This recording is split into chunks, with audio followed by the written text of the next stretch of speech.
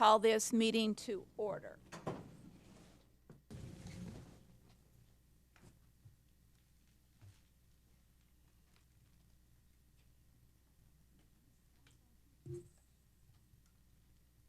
We will start today with our chaplain prayer and pledges, and we have today Police Chaplain Lorenzo Hatch here to lead us in both. Good morning. Good morning. Bow your heads with me. Gracious Father, we thank you so much for this day that we can gather in your name and to deliberate as a council. Lord, we ask that you stretch your mighty hand upon our nation, upon all of our leaders, especially our local leaders. Lord, be with their agenda today and inspire them to respond to the needs of our community. And Lord, we ask that you bless and protect all our brave men and women who serve in our police and our fire department. And lastly, Lord, we continue to ask you to remember us and please and send us rain for our community. These and all things we ask in your mighty name. Amen.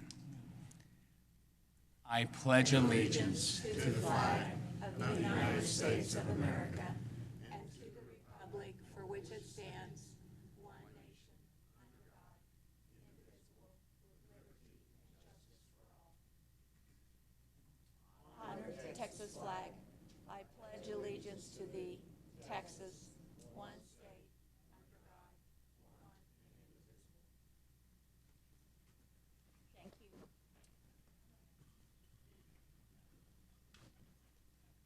Excuse me.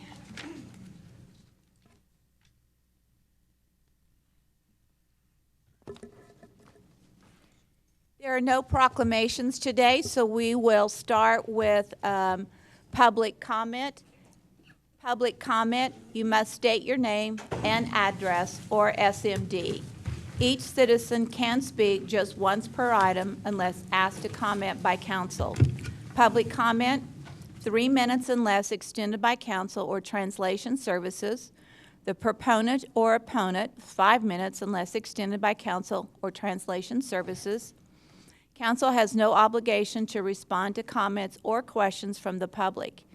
Any response from a member of the City Council to non-agenda comments is limited to a statement of specific factual information, recitation of existing policy, and directing staff to place a subject on a future agenda. Are there individuals in the audience today who would like to come forward and offer public comment? Seeing none, we will now move into the consent agenda. Larry, do you have anything you want to pull from the consent agenda? Karen? D and F. Lucy? I believe it's G, Mayor. Harry? Item P. Item P. Tom? They've already got it, so we're good. Okay. And Tommy? Already got it. Okay. With that, may I have a motion for approval of the consent agenda with the exception of items D, F, G, and P? So moved. So moved by Harry, seconded by Tommy. Any public comment on the consent agenda? Seeing none, we'll take a vote. All those in favor say aye. Aye. Motion passes 7-0. We will now go to item D, consider amending the June 21st, 2022 purchase via TIPS agreement number 200201 from King's Consulting to Construction Consultants 3 for an amount not to exceed $1,500,000 to update the North Amcon hangar to the Shell rent requirements using $196,204 from the airport fund balance and authorizing the city manager to negotiate and execute all related documents. Jeremy, you're on. Morning, Mayor, Council, Morning. and staff. Representing your airport today. This item, as you see, it came before you in June, and this was to do all the Shell rent requirements for the AMCOM hangar. This was just an oversight on my part. When we started the negotiation process, everything he sent in was on King's paperwork. He has the two companies, they're sister companies. So when I made the actual agenda item, it was on King's. When I asked for the TIPS number, he gave me the TIPS number. The TIPS number is registered for construction consultants. The vendor actually in the city system is King's because he does the asbestos removal. So because it's such a broad scope of what he does, he put it underneath his construction consulting services. So it wasn't until after council had already approved the agreement and purchasing caught it as we submitted the requisition for payment. So nothing's been paid, no work has been done yet. We just need to change the name from the sister company to the parent company because King's is not actually on the TIPS agreement. It's construction We've already consulting. approved the $1.5 million previously, so it's just a name change on this one. Karen, do you have a further question? Thank you, Jeremy. You addressed my exact question, so that's perfect. And I'm assuming that legally you can do that. You can transfer that from one entity to another without a rebid. Those were my concerns. Yes. Okay, thank you. Perfect. Thank you. All right, item F, consider Could we get a accepting a motion to approve- memorandum. Could we get a motion to approve that item?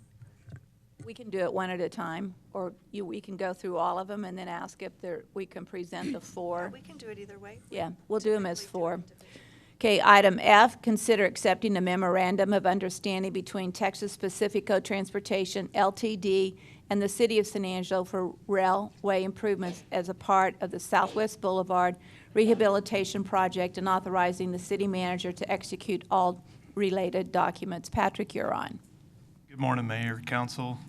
This is a memorandum of understanding with Texas Pacifico as part of that Southwest project. We've completed most of the roadway, and now we're up to the railway portion. Pacifico recently went in a couple weeks ago and raised that railway to meet our roadway elevation. What this part of it is we're adding a sidewalk along that west side that doesn't exist right now. Well, incorporated into that sidewalk and those pedestrian elements is a pedestrian gate so that the kiddos don't try to cross the road whenever a train's coming, obviously. So since this is in Texas Pacifico right-of-way, they need to do the work, they need to do the design so it meets their standards and their construction standards as well. Do we have questions for Patrick? Thank you, Patrick. You addressed my questions. All right.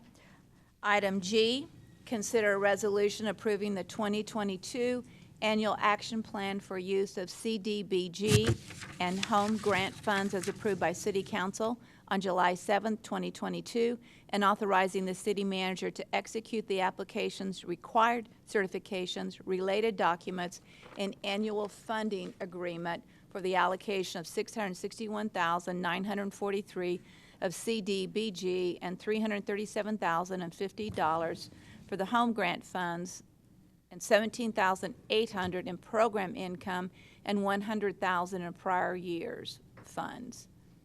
Hello, how are you today? Good morning. Morgan morning. Chegwin, Assistant Director of Neighborhood and Family Services.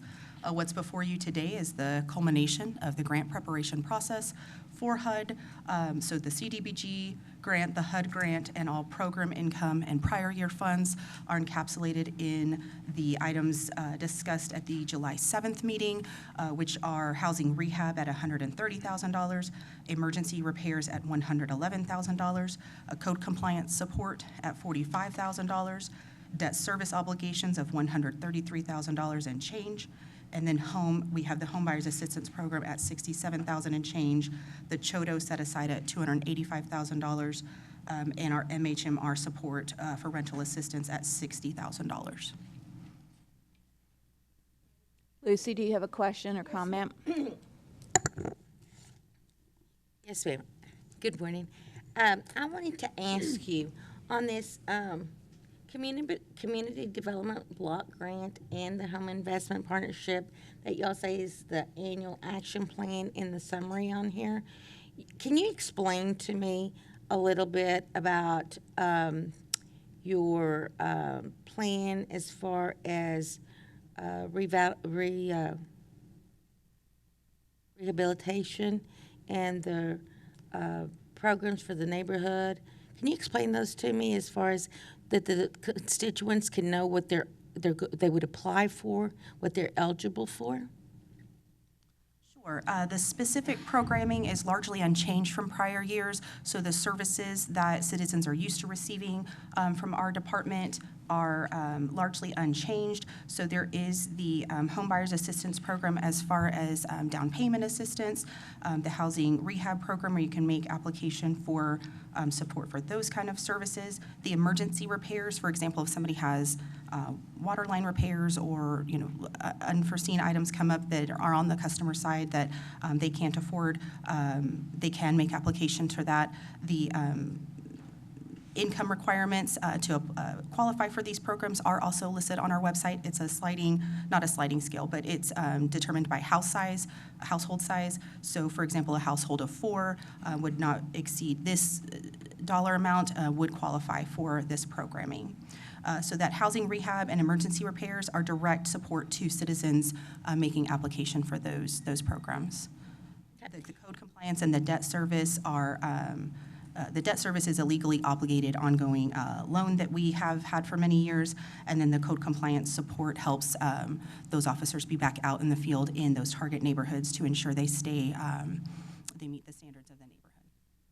Hey, Morgan, and the $100,000 prior to this year, is that money left over from last year, or where's the $100,000 coming from? The $100,000 is an accumulation of multiple years of unspent funds, so not simply last year's unspent funds. So, like, why was that money not used? I believe that $100,000 is specifically from our CHODO set aside. So our contracted CHODO is with Galilee, and so as they have eligible clients who can request drawdown of funds, they continue to do that. We want to fully fund our CHODO and make sure that they have ample funds set aside for clients, but it is unfortunately common that there is money left on the table. We just want to reinvest that, make sure we can still match it with eligible citizens. You don't lose the money. That's correct.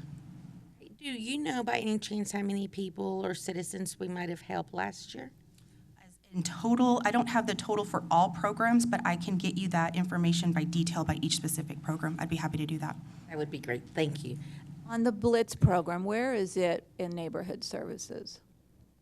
It is under Neighborhood and Family Services, but it's not funded through these program dollars.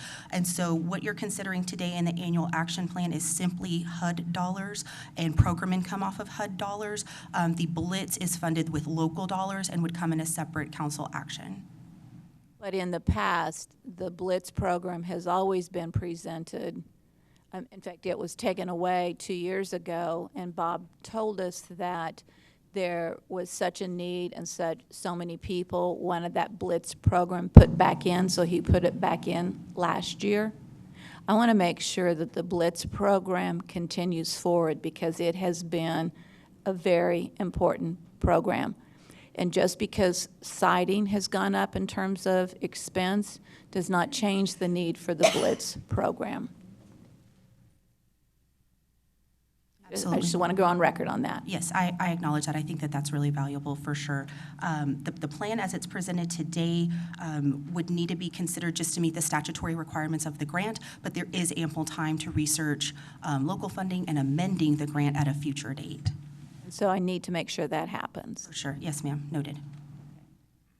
Lucy, do you have further questions? No, ma'am, I do not. I'll move to. No, we're not moving yet. Okay. Sorry. We're sitting still for a minute. Item P is the last item on consent agenda for consideration and conversation, and it is second reading of an ordinance for Z22-15 to rezone properties from two-family residential zoning district to office commercial zoning district being .23 acres located at 103 and 107 West 14th. Who pulled this one? Harry, go ahead. My only question on this, John, is I thought previously that when we had a split vote on the first reading that we brought it back under the regular agenda and not under the consent. And that's my only question. And the vote was what? 5-2. 5-2. Yeah, I think we have done that in the past. I don't know that. Is it we've required? always done it, but. No, so Yeah. y'all can vote on it now again, and, or if you need any more information, we'd be happy to give that to you. Do you need more information? Anybody? No? Okay, so I think that was asked and answered. With that, then I would entertain a motion for items D, F, G, and P. May I have that motion? So Move moved. to approve. Motion has been made by Tommy, seconded by Lucy. We will take a vote. All those in favor? Mayor, could we get public comment on that, just in We case? sure could. Is there some? Is there any? Seeing none and hearing none, we will take a vote. All in favor, say aye. Aye. None opposed. Consent agenda is passed 7-0. We will now move into our regular agenda. Comments regarding items on the regular agenda may be made by the public when each item is discussed as outlined above. Applicants, proponents, and appellants are exempt from the time limit above and instead must limit their remarks to less than 5 minutes. Item A, consider matters related to request for proposal HR-02-22. 1, discussion of proposals submitted for benefits regarding medical, pharmacy, clinic, dental, and life/AD&D. And 2, consider selecting benefit providers, authorizing staff to negotiate contracts, and authorizing the city manager to execute all related documents. And we have today Director Brian Kendrick here. Yes, and we'll also have Julie Rickman from Holmes Murphy. She'll be presenting most of the details. I just kind of wanted to give an overview. So good morning, Mayor, City Council. As you will probably remember from last year's budget cycle, I warned of the upcoming increase to health insurance that you know is around the corner because we've held it back creatively and kind of reestablished baselines over the last several years. And I didn't think we'd be able to do that for another year, but as it turns out, one of the relationships that we started a couple of years ago come to fruition this coming fiscal year. And so I believe we've been able to keep that tide from coming in quite yet. So with that being said, I'll introduce Julie Rickman. She'll go through the presentation, and I'll be available for any questions as well.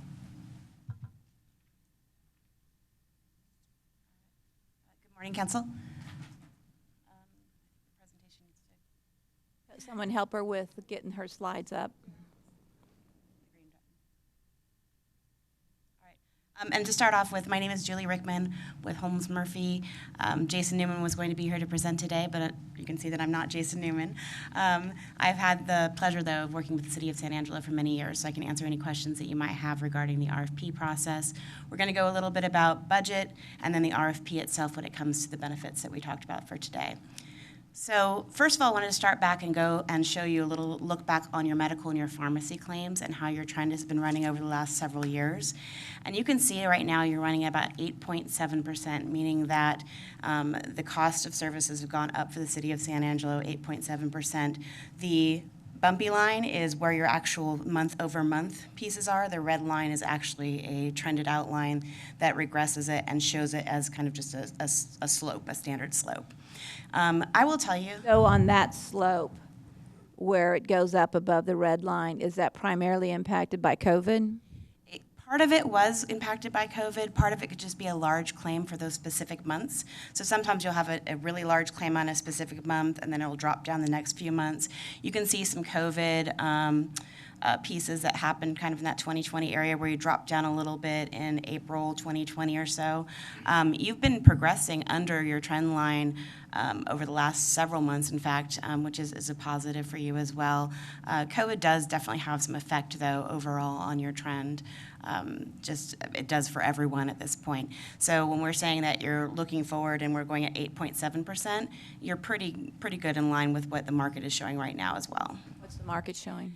Depends on where you're going. We have a Siegel survey that we do and then different carriers that you go through. So I've seen it anywhere from about 8% to about 9.5% on medical. So you're doing well. When we look at your pharmacy trend, we've had conversations in the past about pharmacy, and you have rebates that happen with your pharmacy as people spend dollars. So without rebates, your trend is at 13.6%. But with pharmacy rebates, you're looking at 7.2%, which is really under trend. So trend on that is a little bit more like Where do that those 8.5, rebates 9. come from? Those come from from the drugs that your employees actually use. So there's rebates that happen back from the carriers that give you dollars back for the medications that your folks are using.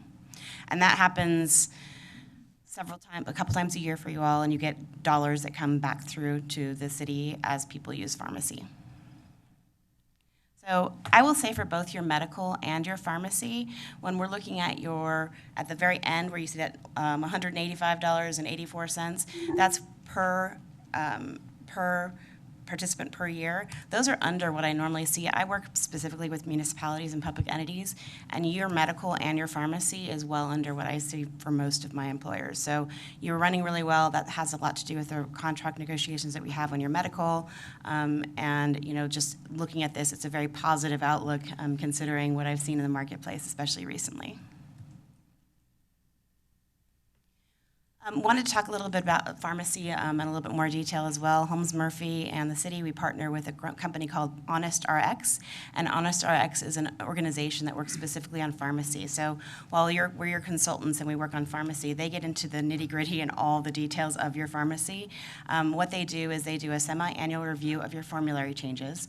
So every year, your medical carrier and your pharmacy carrier goes through and says, we're changing these medications up and down tiers depending on if something is no longer a generic or if something new comes to the market, and they take a look at that and determine what we should be doing for the members of your plan. They also do a full annual audit of your pharmacy claims to ensure that your plan is paying the way that it needs to pay for your pharmacy claims and making sure that that's running the way appropriately. They have ongoing claims assistance, so if someone has maybe a medication that they're having trouble getting a hold of, or maybe not finding the right thing that they can use for the plan, we go back and we help them with that as well. They help with that as well. They do evaluation of your rebates, making sure that we're getting the best bang for our buck and making sure that the carrier is giving us the fullest amount of rebate that we can. That does, again, you saw how much it keeps your trend lower when we're receiving the best rebates that we can. They also help us with analysis of your pharmacy RFP to ensure that all of your RFP pieces are done in an appropriate manner and that we're getting what we can for the city of San Angelo at the best price. So again, medical industry trend, 7.3%. Pharmacy industry trend is 8.4%. That goes up and down depending on what carrier you're looking at and what you're doing. When we're looking at this, for this particular plan year going forward, we're looking at no plan design changes. So your members on the plan will not experience any changes to either pharmacy or medical. The only exception to that is on pharmacy. Your formulary changes a little bit every year. About 3 to 4% of your folks will be affected by that. But in general, no changes for folks. We were showing your claims experience through May of 2022 and your current enrollment numbers when we're looking at how we're budgeting for you all. Talk about those. Current enrollment numbers, I have those a couple slides forward. So I'll go back through those real quick. So we have a couple options when we talk about funding for this upcoming plan year. Really what we're looking at is a couple of different pieces. So one is if we're looking at optimistic rebates. So the pharmacy rebates go up and down to what you've said before. It depends on actually what your folks are using for their medications. We look back at what you've done in the past, and that's how we can kind of come up with those average numbers of what we would expect. But when we're looking at this overall, if we have a funding option and we're optimistic in your rebates, at a 2.5% increase for both the city and for employees, we can level out your budget and get you at a surplus or deficit of 0 and kind of net you out at a 2.5% increase. The other option to this is if we are looking to put the entire dollar amount onto the city, we're looking at 3.2% increase and no increase to your members. I'll show you what those numbers look like as far as their premiums go. The reason why, obviously, the difference between the 2.5% and 3.2% is the employees pay less dollars, fewer dollars than the city does. And so when we try and put it all into the city, it comes out to that 3.2%. If you look at the revenue increase, if we're looking at 2.5% for a city increase, you're looking at $175,000 of increase annually. And if you're looking at the 3.2% and taking that full amount on, that is $221,000 of increase on your spend. Any questions? Go back to that previous slide. And the claims for May 2022 compared to the previous year would be what? From May of 20, well, I can show you kind of on this chart. I don't have the exact number, but if you're looking at previous year, when we're looking at how your May of 2022, we don't necessarily look at May of 2021 to compare to May of 2022. We take your trend and we average it out over a longer period of Chart would time. reflect that. Correct, yes. Okay. The other option that we are bringing to the table as far as funding goes is, oh, and let me go ahead and show you for option one. So one of the questions that we'll always have is how that affect members and how much would that be per pay period? So if you look at the current monthly rates at the top, and then you have the proposed monthly rates, the bottom is per month increase for each individual per tier. So the E stands for employee, S is employee plus spouse, the C is employee plus child or children, and then the F is employee plus their family. So you can see that on the low plan, which is What's the difference between family and child? and child, you don't include your spouse. So when we're looking at the child plan, it's just an employee plus their children, and when you're looking at family plan, it's employee plus children plus spouse. So if you're looking at the lowest tier, and I'll show you the enrollment numbers as well, but the lowest tier on your low plan, employee only, it's 51 extra cents a month. So and that's that 2.5% increase for folks. The most increase that you would see is on your high plan, family coverage. You're looking at $26.86 per month on that one. And when you say high, medium, and low, what's high, what's medium, and what's low? What are you talking about? You have 3 different plan designs that the employees of the city of San Angelo can select from. So the low plan is the one that is what most of your folks are in, and that's just a plan design, a little bit higher co-pays, maybe a little bit more out of pocket. The high plan is fewer dollars out of pocket, but the premiums are a little higher. Okay. This, is, of course, is a city-only increase. If we were looking at only increasing for the city, obviously, then at that 3.2%, then you have no increases to your employees for any of those monthly pieces. The other option that we're looking at for funding is if we decided that we're going to be a little bit more moderate with our rebates and determine that we're not going to receive as large rebates back. Why would we do that? It depends on how aggressive or moderate you want to be in your projections. So when we're looking at, What have we been in the past? What's the trend line? sorry. I would say most of the time we've been pretty optimistic, and when I say optimistic and moderate, it might not be what other people mean. This is not pie in the sky numbers. We feel that either one of these are probably within the realm of achievability, and I think the 2.5% is achievable. The only reason we're putting the 5% in there at all is not that we don't think we can do that, but we don't have a healthy fund balance compared to what we would want there. And I know that exists in multiple funds, and so I understand the reality of municipal budgeting. I just wanted to put this before you. But you're doubling as it. as a body. Well, I mean, if you go from 2.5 to 5, you're doubling it. There's Right. got to be something in between 2.5 and 5. and you could choose anything. Those are the two that we selected from, because essentially this would add approximately $200,000 to the fund balance. Yeah. It's not a huge amount, and we're just. What impact in the past year on fund balance has happened? We've been almost zero, so we're doing well. Like I said, we've been what I would say is optimistic, and we've hit those numbers. And just to kind of track back to earlier in the presentation when you were seeing those 7.7% on the medical and 7.6 or 7.3 on the 8.7 on the medical and 7.2 on the pharmacy. Those are, again, if you go back to June of 18, that's what we should really be at. But some of the creative things that we've done have kept that from existing. So if we were to go with the 2.5% increase this year, we will average a 2% increase over the last 4 years since I've been in HR.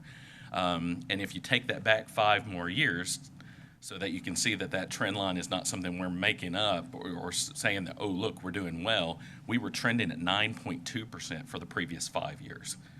If we would have kept on that trajectory, this number that's 562.55 here on the yes, that would be we'd be asking for 767. So we really have held that tide back. Through, one of the things we did was we bid pharmacy separate than medical. That was 2018 or 2019. 2020, we started the relationship with HonestRx. We're starting to see this will be the full fruition of that. That's what I was mentioning. We're going to get more rebates than we have in the past because we haven't had somebody being able to go to that level and make sure we're receiving those things. So all these things that we've done over this time have really reset that baseline. And I just want to mention that because so many people think that in municipal government that you might not be fiscally responsible, but we don't think that. We are fiscally responsible, and I want to point that out that we have worked hard to keep this number opposed to the overall industry percentages.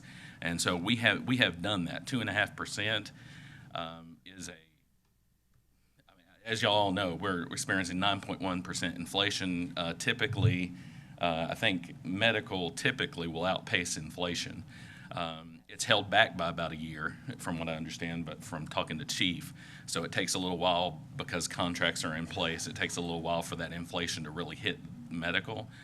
So it's a good time for us to get a 3-year contract. And what we are talking about is a 3-year contract?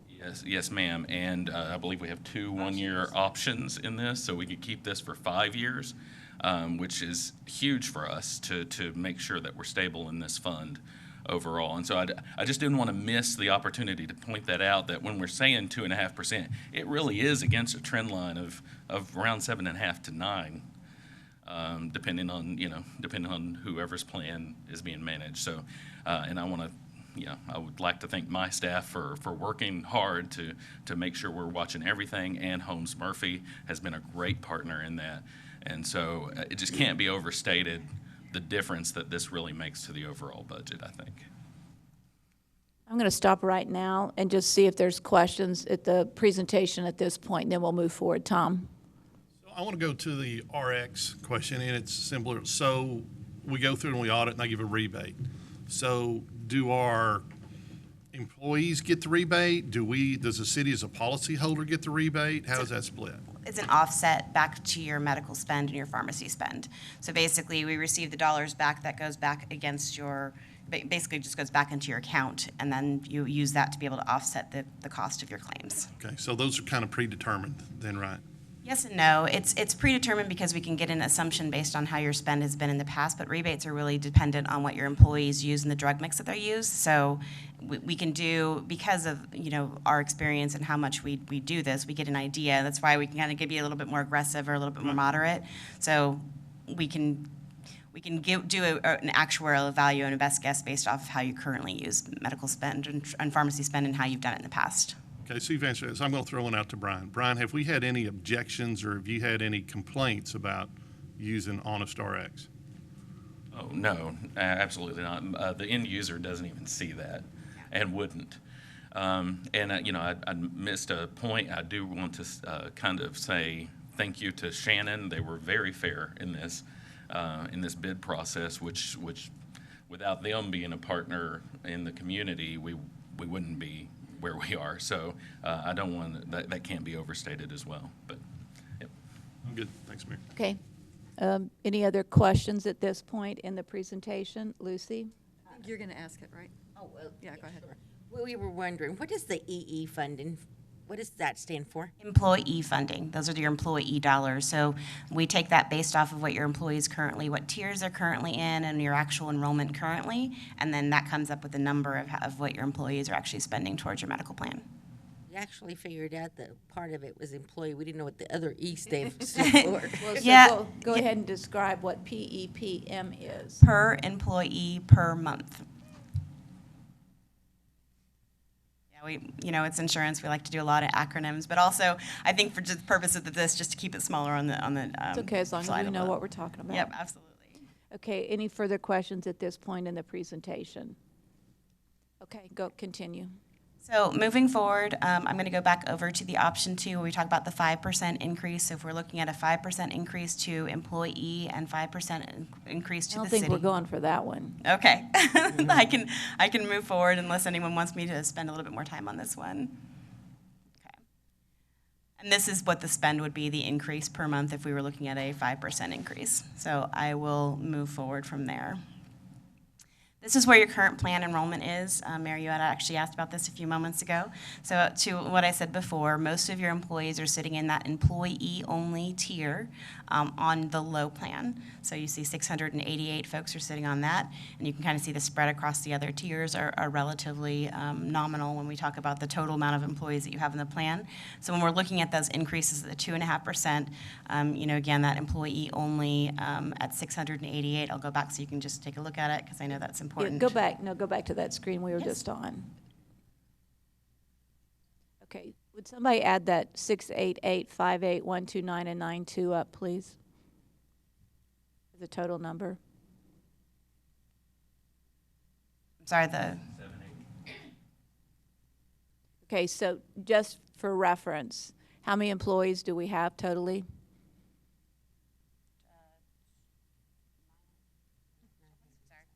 999 or Approximately 880 on the plan. It can vary. around 900.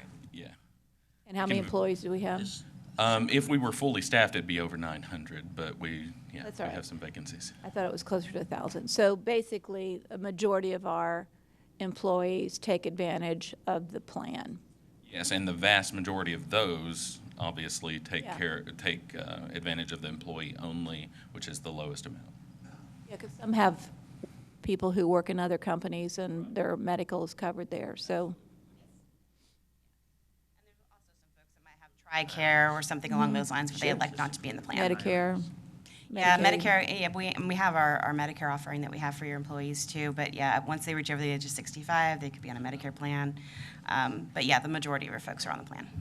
That's good. I have a question. Yes, Lucy? Can you explain to me, you have the employee and then the spouse, the children, and the family. Is that number 688, and out of that 688, 58 is paying for spouse? Or No, what is that is 688 people have employee-only coverage on the low plan. There's 58 folks that have employee plus spouse coverage on that plan. So each little bucket is where the people are sitting at. So it's not cumulative, it's individual buckets for how many people are sitting in each The plan. majority is in the low, so when we look at everything, moving to the next slides, we should concentrate on the low, because that's where the majority focus is.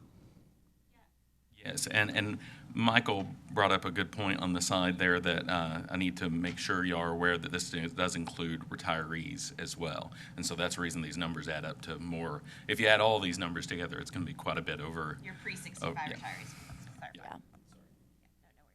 So yeah, your pre-65 retirees are included in here too. That's how we come up with some of our numbers as well. So when we're looking at that, yes, your low plan is what you really should focus on. Employee-only coverage is what you should focus on.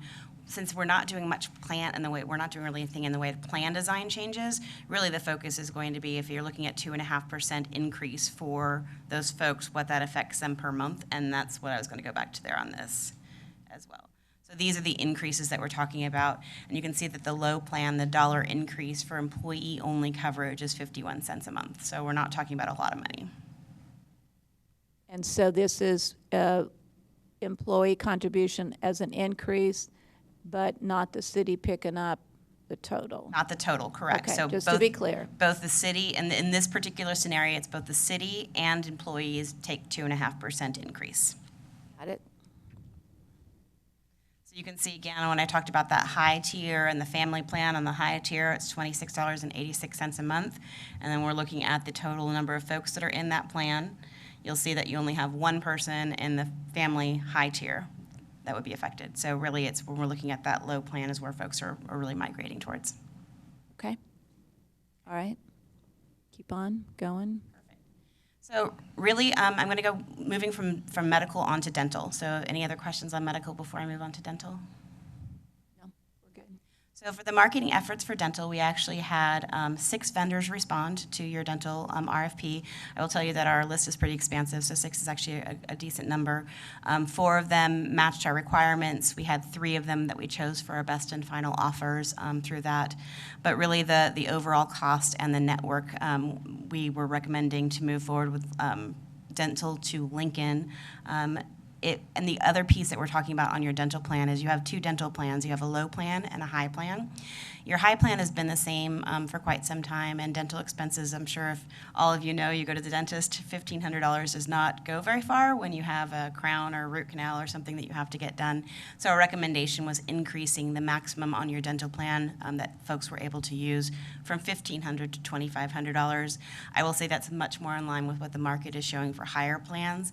Again, it's that way people don't necessarily have to choose which tooth they're having worked on for this year. They can get a couple different pieces done at the same time. So when we're looking at the rates for individuals, you can see that your current plan under this, the top part is your $1,000 plan, which we consider your low plan. That's $1,000 worth of benefit that they can use annually. You can see right now that your employees and the counts for where tiers people are sitting on is that first column where you see employees only on the low plan. There's 401 of your folks that are on the low plan. Currently, they're paying $21.33. The change would be to Lincoln at $21.54. Across the board, your employees use your dental plan, which is the reason why you see an increase at all. Your folks do use it, and trend has been increasing on that. Usually we see that closer to 3 to 5% on the dental. And then on the dental plan for your high plan, right now we're talking $27.53 for your high plan at a $1,500 benefit. It goes up a little slightly to that $2,500 benefit at $31.70. Increase for your employees overall, but I think it gives them a much better option when it comes to the high plan and a richer benefit in general.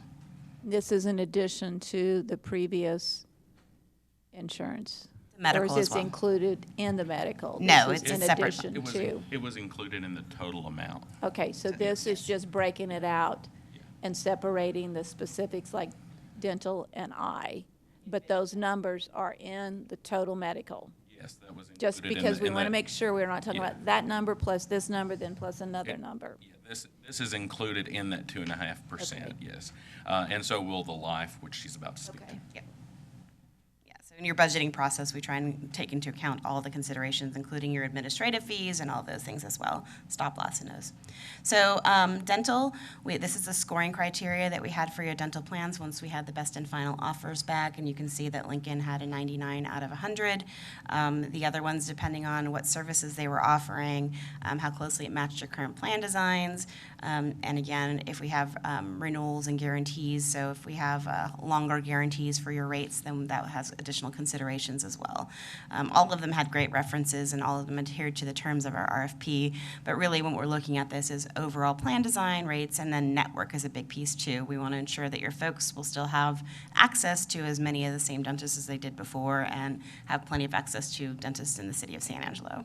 So when we have the 3 that are up there, we're not picking one where people, dentists might choose to use Aetna versus Delta. What are we doing here? So explain that. Our recommendation is to move forward with Lincoln because of the network and the pricing on that. You're correct. Dentists can choose to be in or out of networks for different carriers. That does happen. But when we do our RFP process for the city, we take into account who your employees currently utilize, and that has a bearing on the scoring criteria as well. So if we have most of your folks are using these dentists and they're also in network with Lincoln, which we found that to be true, then that get a higher scoring criteria than someone that might have some of your highly utilized dentists that were no longer in their network. Any questions on any additional questions on the dental before I move to life insurance? Move on. Okay. So on the life insurance, our initial response was 6 vendors responded, 5 of them that matched what we were looking for our requirements. We had 3 that we chose for best and final offers. And again, when we're looking at best and final offers, we're looking at overall pricing and plan designs, and that way we can narrow down that field a little bit. When you have 5 respond, we kind of try and narrow that down a bit to determine what would be best for the city. Based on the overall cost, the references, and administrative flexibility, the recommendation was to move forward with the life and AD&D with Symetra. To speak to administrative flexibility, right now your life insurance is a list bill, meaning that it lists every single person that's on the plan. A lot of carriers will require that you do self-accounting, which means that you just give them numbers, and the preference for the city is to have the list bill to indicate who is actually on the plan. So that's a big piece for that. Currently, you have Dearborn National as, sorry, did you have a question? No, thank you. Dearborn National is your current life insurance carrier. You can see that Symetra came in with their proposed rate. You can see that it's actually overall going to be a decrease to your total spend for your life insurance of around $7,700 annually, so a very small decrease. Every dollar counts, though. Every dollar does count. And overall, it's just I mean, life insurance is one of those benefits that when you need it, you know, it's a pretty simple benefit to administer, but when you need it, you need to ensure that they pay your claims promptly on time. And we have good relationships with Symetra, and we are very confident that they'll be able to treat the city of San Angelo properly. And so on where it says dependent life, is that the number of employees who have signed up? What is that? Dependent, so when we're looking at the units, yes, dependent life units is how many folks have dependent life under your basic life insurance plan, correct? So not a lot. Not that many on that, no. Important, but not a lot. Correct. And you also have the ability for buy-up on voluntary life insurance as well, so people can purchase additional insurance if they need it. Okay. This is our scoring criteria when it came to your life insurance benefits. And you can see that overall, Blue Cross did not provide references in this RFP. That's the reason why they scored low. We know who they work with, but they didn't provide them in the RFP process. But overall, you can see the same thing. We look at the administrative services and plan design to make sure they can match your current as much as they can. Fees, renewals, and rate guarantees, that gives us additional scoring, and Symetra scored very high in those references, and then just adherence to the RFP process. Really, that's what it boils down to. Any other questions? Council, do you have questions? Tom?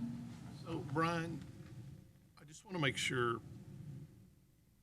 with the vendors that we've been talking to, do the majority of them get accepted at Shannon? Is the majority of everything we're going to do in-network?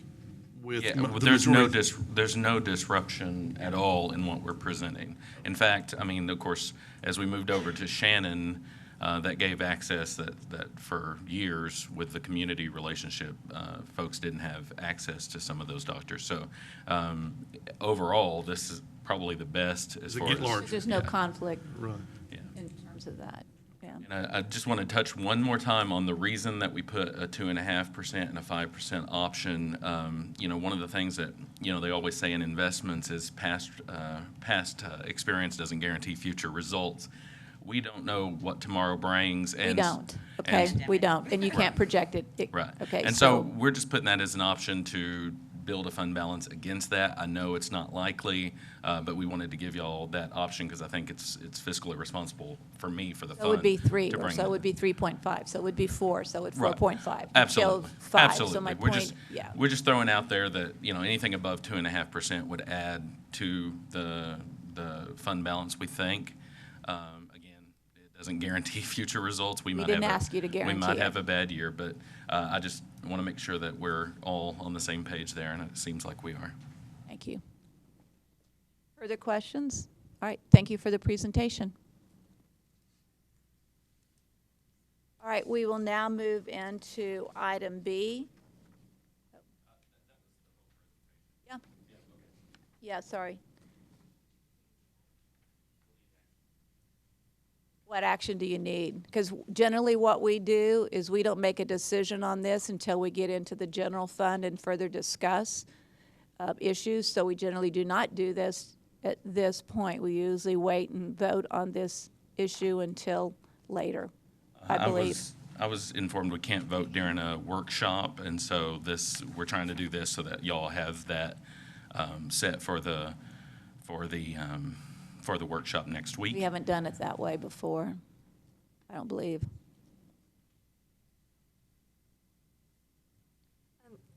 They're needing direction on which of the providers to pick and to actually award the RFP, so we would need to do that in advance.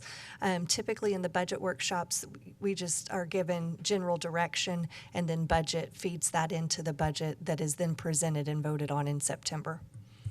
So if I'm understanding right, sorry, I think you're saying, do we have to settle on the 2.5% or 5%? We do not have to settle on that. We just have to award the RFP so that we can move forward.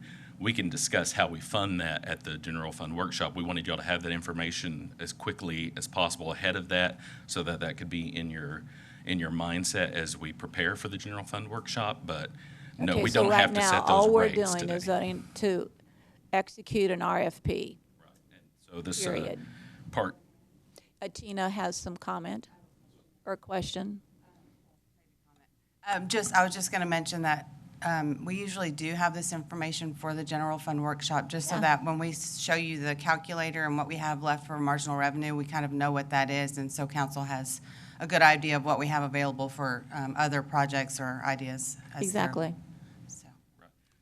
This will be more like the process that we had back in 2019, because we're awarding a bid, and we only do that every 3 years. Okay. So normally it is slightly different, but again, we wanted y'all to have that information going forward into that workshop. But this agenda item 6A2, we do need a motion on that so that we can select those providers and get going on that. So the motion is only about the RFP, putting one out there for selection, not about any of the details within the presentation. Put the RFP out. It's actually about selecting the providers they discussed today. We're going to award them. Okay, so then is there a recommendation for awarding it? Yes, the recommendation is Lincoln for dental, is Symetra for life and AD&D, and is Aetna Shannon for health, pharmacy, and clinic. Do I have a motion for those vendors as he just presented? So moved. By Tommy? And I will second. Okay, we've got a motion and a second. Any public comment? Seeing none, we will take a vote on that. All in favor, say aye. Aye. Motion passes 7-0.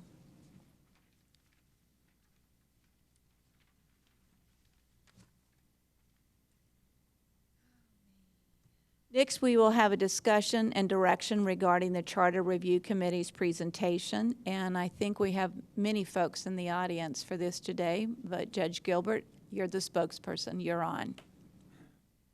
Thank you. Thank you very much. Our committee that you put together a selection of council members to work on and to look at the elected versus the appointed chief charter revision is here with us today, and I want to introduce each one of those to you so that you know who each one of those are. I want to tell you that all my years of public service working with the city, I've been on a lot of committees, never been on one that worked as hard as this committee. So let me happily introduce to you our committee members. We have Candy Poole, of course, Billy. I believe everybody knows Billy DeWitt. Billy. Jeff Curry, Mark Lack, and J.J. Graham. Thank you for the work. These committee members have worked extremely, extremely hard, along with your staff, and I want to mention your staff. Teresa and Julia and Heather were with us in every meeting. They worked very, very hard with us. They never tried to persuade us in any direction, but they gave us all the information that we needed and worked very hard. And we had a lot of homework to do. This committee had a lot of homework to do, and as you can tell by looking at them, they hadn't done homework in a long time, so it wasn't real easy for us to get all that done. And we've developed this kind of relationship that I can say those kind of things, I believe. So, but our purpose on our let me get this thing working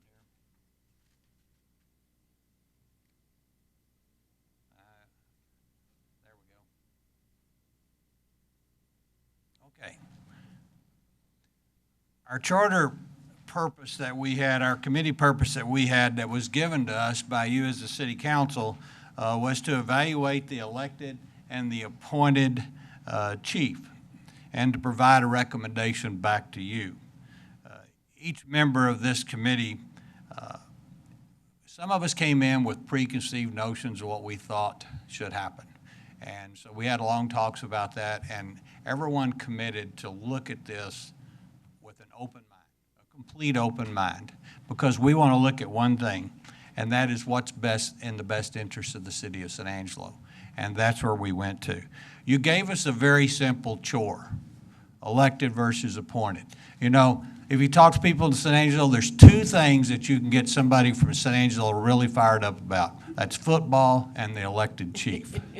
And this committee has found that going out into the public and talking to people about this, sometimes they needed bodyguards. Because people tell you, and that's okay. That's what we want to hear, is we want to hear what people have to say. And so we took a very long look at a lot of things. Let me tell you what we did. In our process that we had, we spent 5 weeks.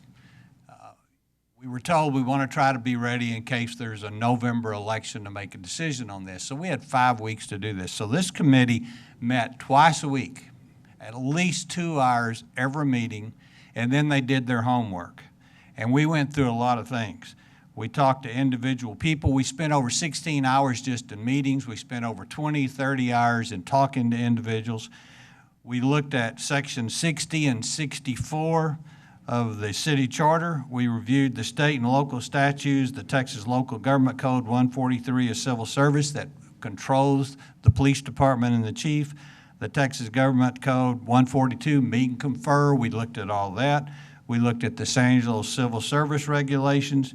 We interviewed elected and appointed officials, and we did informal conversations with people throughout the community. So to tell you what we did so that you know that we didn't just sit in there and talk about this is what we've heard, we went and found the facts. We looked into the facts.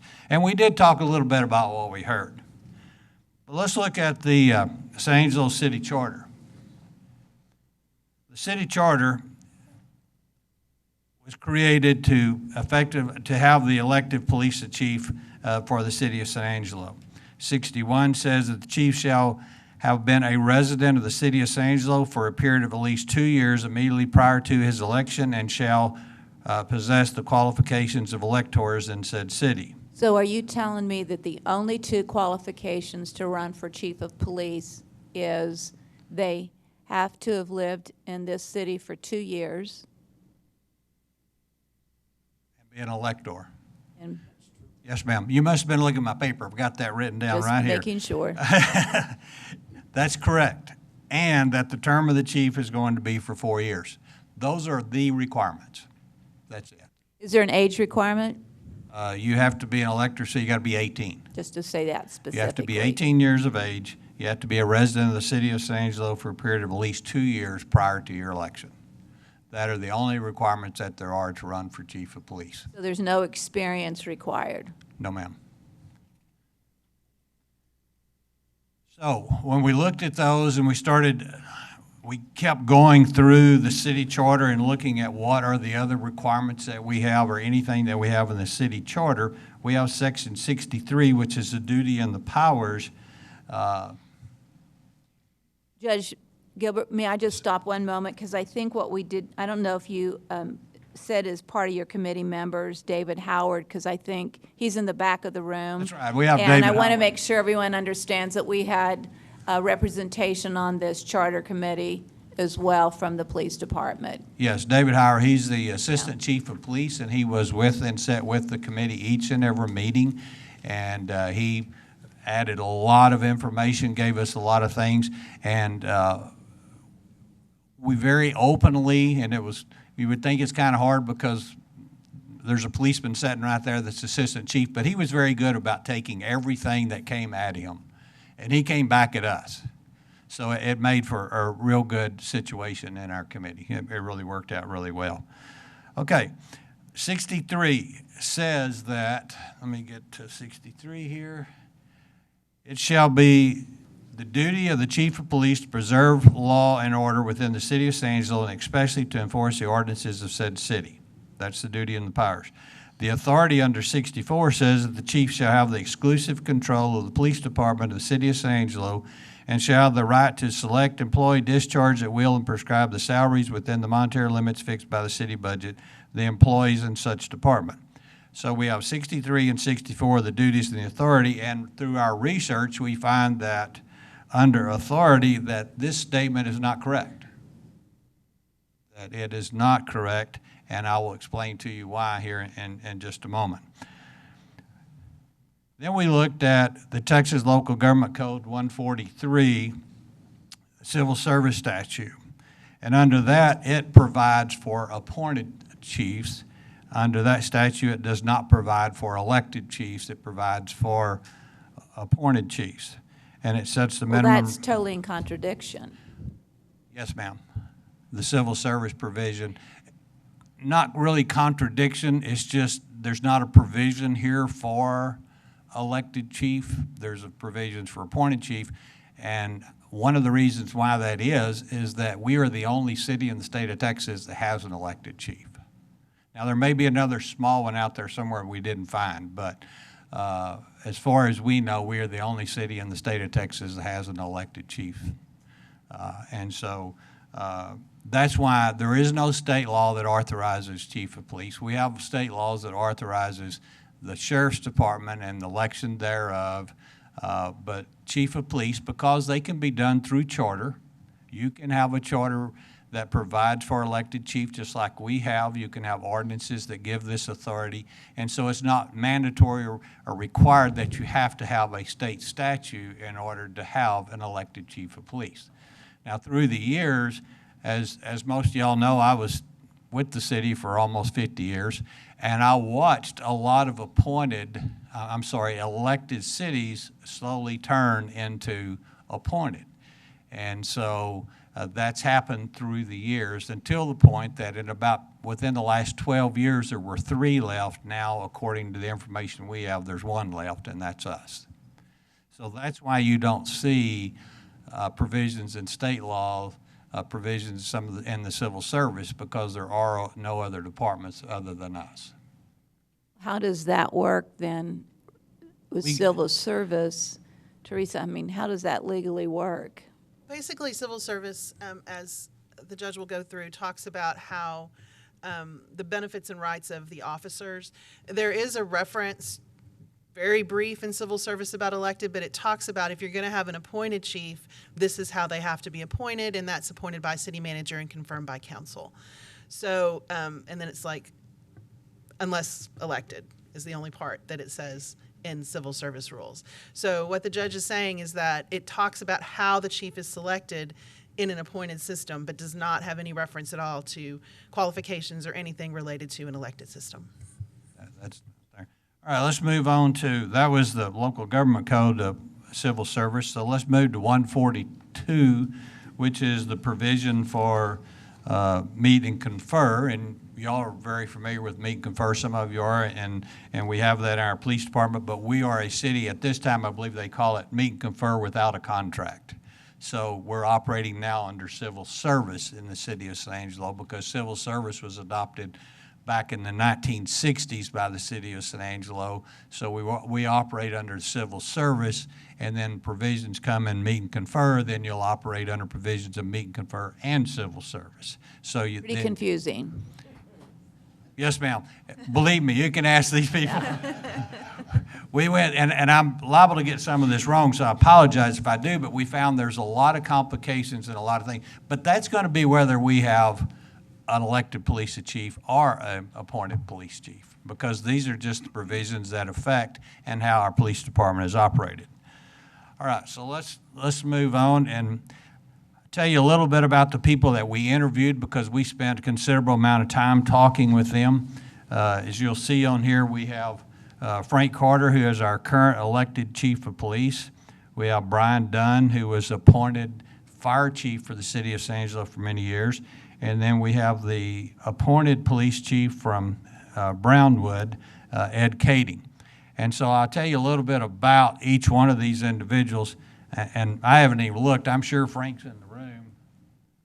I don't see Frank back there, but I've known Frank since he was this big and watched him grow up through the ranks. Well, some of y'all I've done that with too, so I got to be careful, I guess. But watched him come up through the ranks and how he did. And Frank's done a great job. He has done a terrific job as the chief of police for the city of San Angelo. So we got his feeling and what he felt about the elected versus the appointed and being in his position. He surprisingly gave us some information that he thought was important on both sides of the road. We brought in Brian, the appointed police chief, because we wanted to know, we've heard things that say, well, we don't want an appointed person because they're appointed by the city manager, and we don't want them to be just totally under the control of the city manager. And I'm gonna lay the facts out to you. Y'all may not like some of what I'm gonna say, but this is what we are dealing with. And people say they don't want that. Well, we brought Brian in. He says in all his time, he's never had problems with city managers trying to control his department. You know, and we know, I know, you know, that can happen, but that can happen with any given thing. So we were able to get information from both sides, from the elected versus the appointed. The reason we asked Mr. Kading to come in for Brownwood, because he is an appointed chief of police in Brownwood. They just a few years back went from elected to appointed, but Ed was also a lieutenant in the San Angelo Police Department who ran for chief of police here and didn't get elected here, but went to Brownwood as chief. So we brought him in to give us perspective of what he's seen since he's gotten there, and what is it like, and the information that he told us. And he said that having worked in both systems, even though as an appointed chief, Ed says that, you know, you can have problems with people not liking you there, still trying to go to the city council, go to the city manager, but that's going to be in any job. That can be in Teresa's job, that was, and my job as the judge and the assistant city managers. Those things can happen regardless. That's not going to be just the chief of police that situation happens in.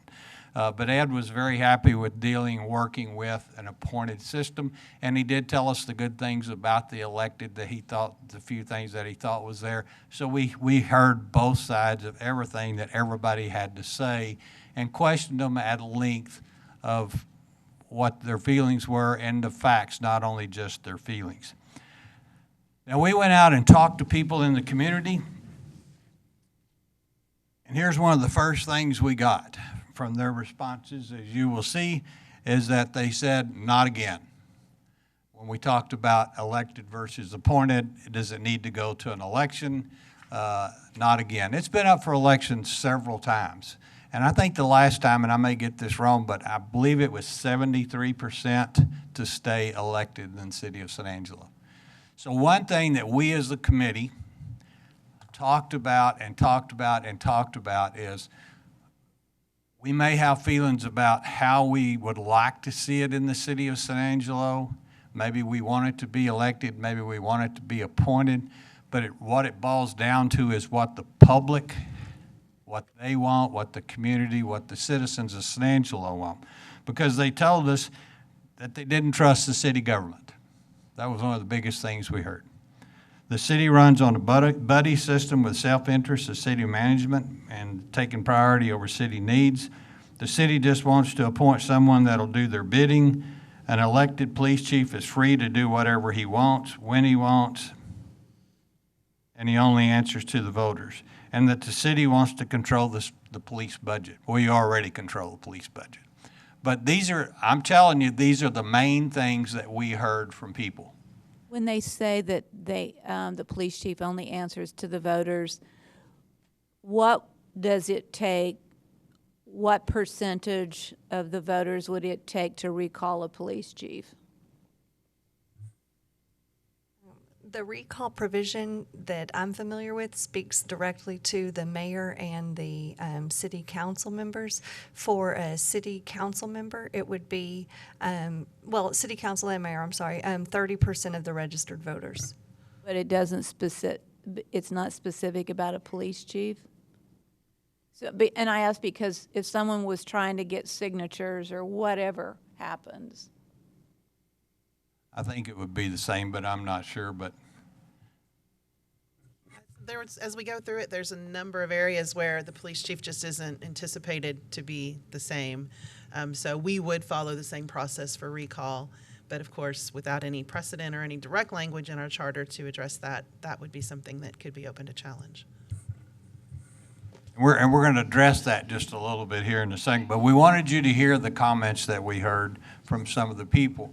And we brought these questions forward in the committee also. And, not again, yes, we've had an elected system for 70 odd years now in the city of San Angelo. And so there's a lot of, we just grew up with this system. There's a lot of that. It's just that's the way it has been. That's the way it should be. I'm not, the distrust in government, I'm not so sure. I can tell you that I've heard that in my whole career, my whole life. When I was on the city council in 1974, all the way through, you hear that, but you really don't, there's not factual stuff there. But that's something that we do here. The city runs on the buddy system. Hey, there's been some good old boy stuff through the years. I will guarantee you that is, I've seen that. They want to appoint somebody to do their bidding. I don't really see that factor. The chief of police is free to do what he wants with the department. That's absolutely not true. There are controls in civil service and city ordinances and things that give control to that. And so, but here's what we found was the other side of this. That when we talked with people, most of it was shock and sometimes disbelief at the lack of qualifications required for a person to run for chief of police, indicating that several people, some of the people that talked to other people said, well, you could run, or I could run, or this, and yes, if you politically you're astute, you can do that, and you have enough money, you can do that. We've been fortunate, the majority of the police chiefs that we've had, I think I went through there are 11 or 12 chief of police in my career.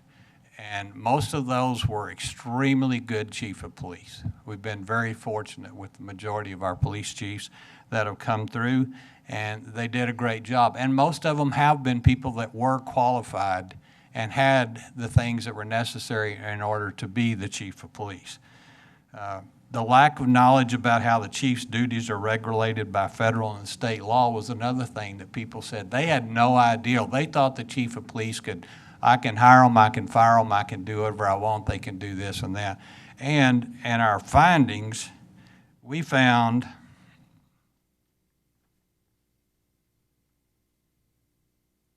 under the elected chief of police, the requirements did not include prior police experience. The chief, due to civil service statutes and meet and confer, does not have exclusive control over the department and its employees. The elected chief divides the department during the election period, which begins once an officer announces their candidacy. An elected chief who is also legal as a city employee is exempt from discipline when it comes to violations of rules and policies. Explain that.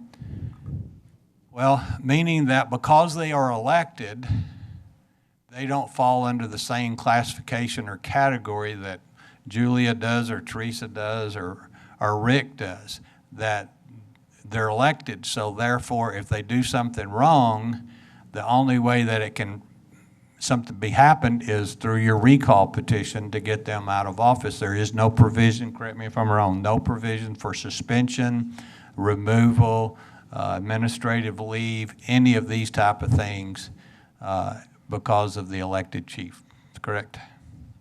So you have, ma'am? That's pretty Yes. shock. So, so as you can see, those are the things there that provided because they're not appointed, that it opens the door to a lot of areas. And so, and I'm not trying to tell you right now, elected or appointed. I want y'all to know this. I'm giving you the facts as we found them from the committee. If you had an appointed chief of police, which of these things would change? If you had an appointed chief of police, there would be requirements.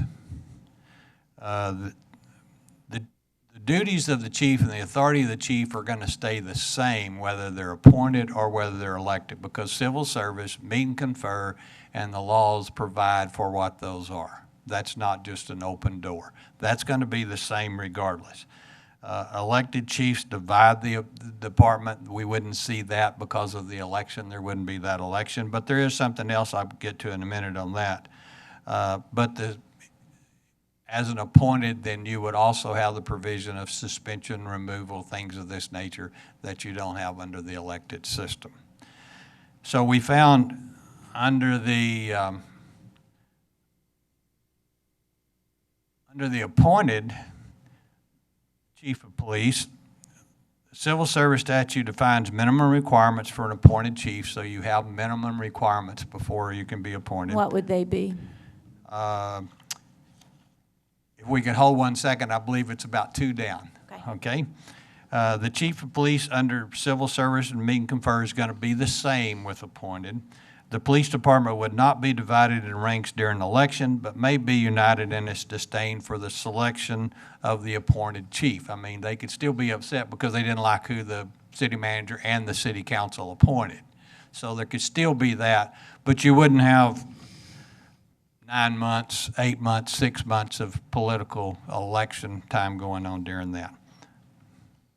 Did you hear comments about how divided the police department becomes during election time period because people choose sides, so how disruptive is that? We did hear that, yes, ma'am.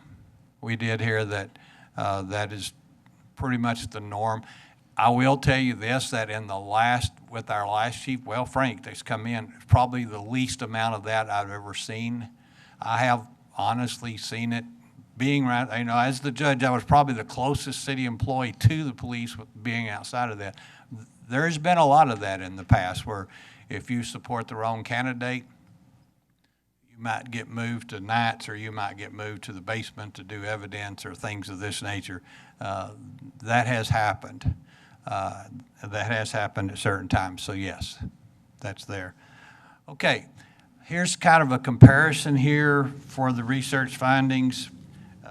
Elected chief is 2 years residency, 18 years old, not a felon, not mentally incapacitated. You have to be an elector versus appointed, which the minimums there are 5 years as a licensed police officer, a TCO intermediate certification. That's the minimum requirement under civil service. And what's that, TCO? Texas Commission on Law Enforcement. Okay, and these requirements are set up in civil service.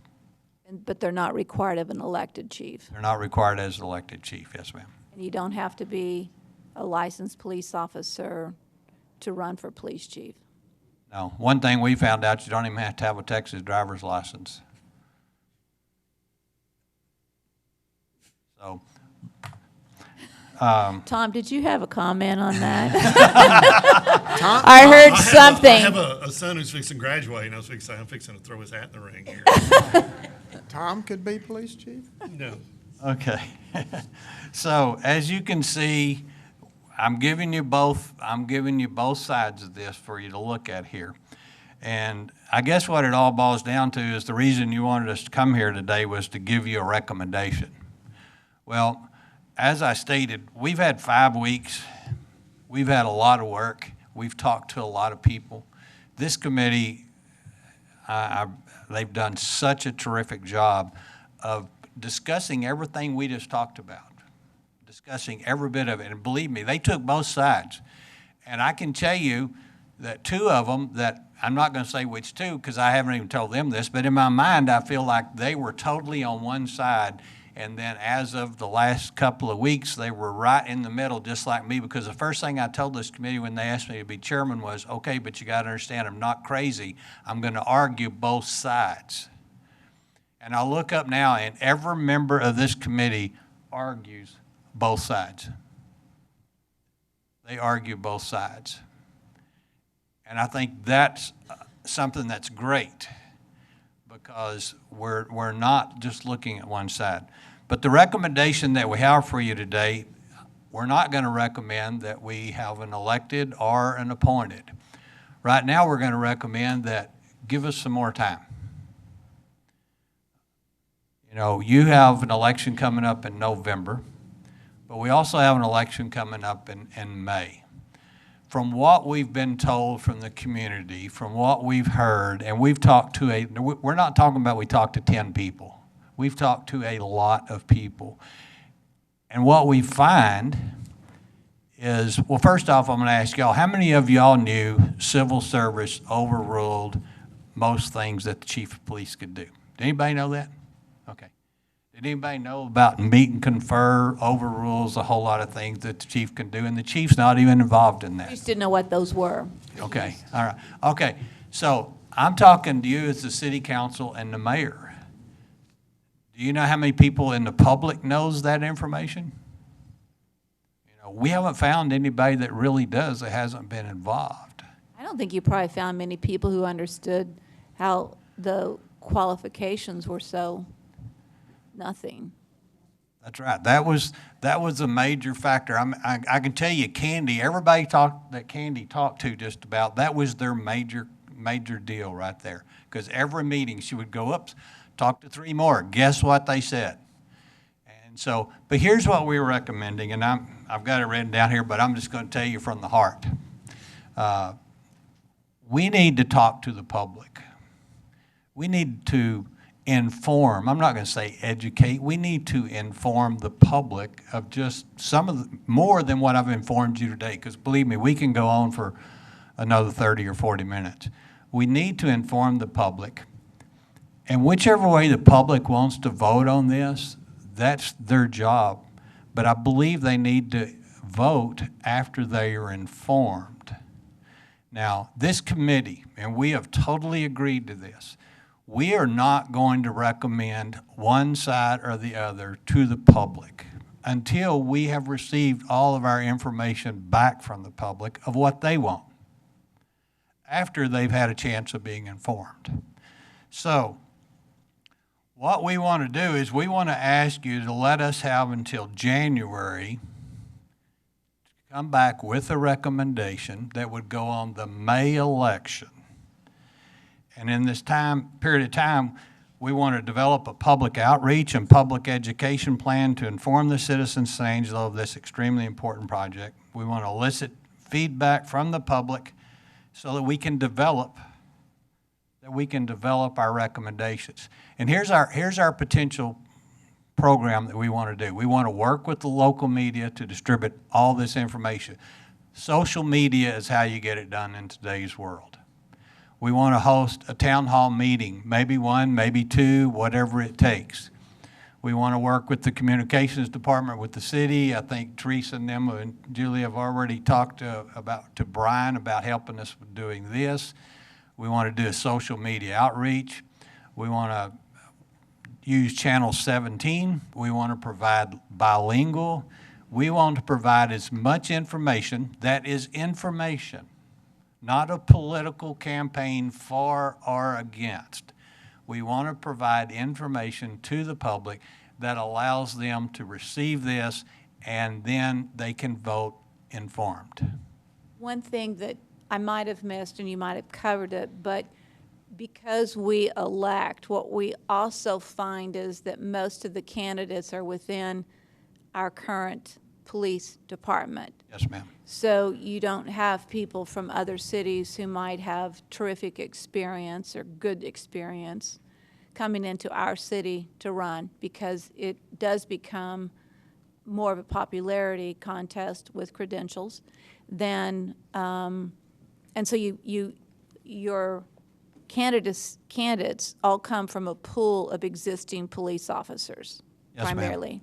Yes, Is that ma'am. correct? Did you talk about that earlier? Yes, no, I didn't, but we did discuss that we did discuss that. And one thing for your information, if we used the minimum, just for example, we went to an appointed, and let's say that we used the minimum standards that civil service has here.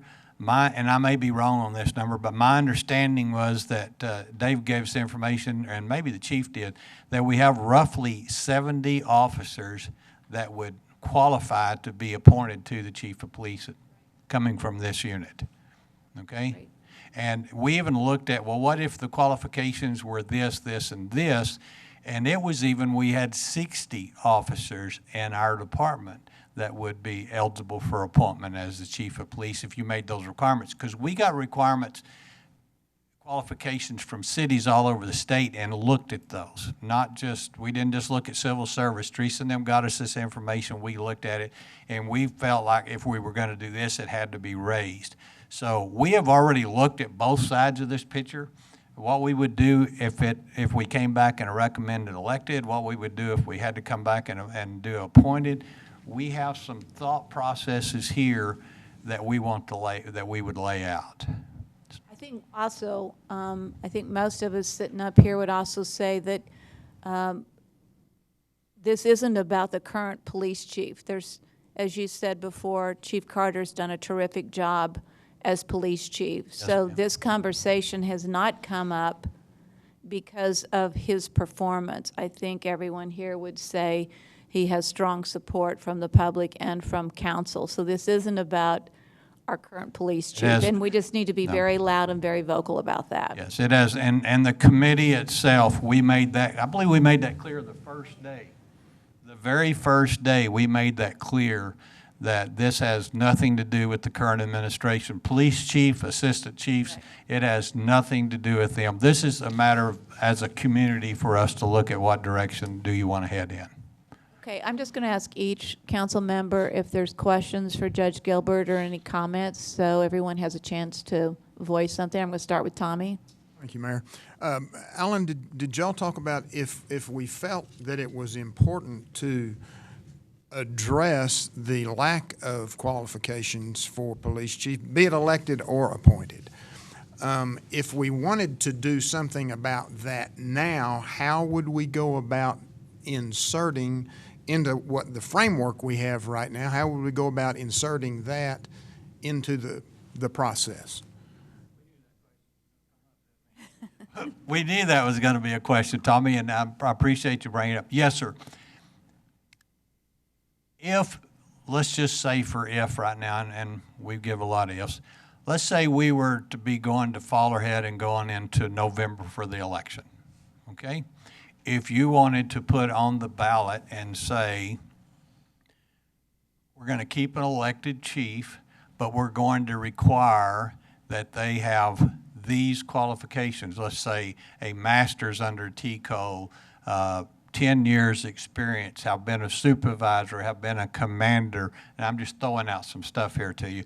But you could put all those in there requirements.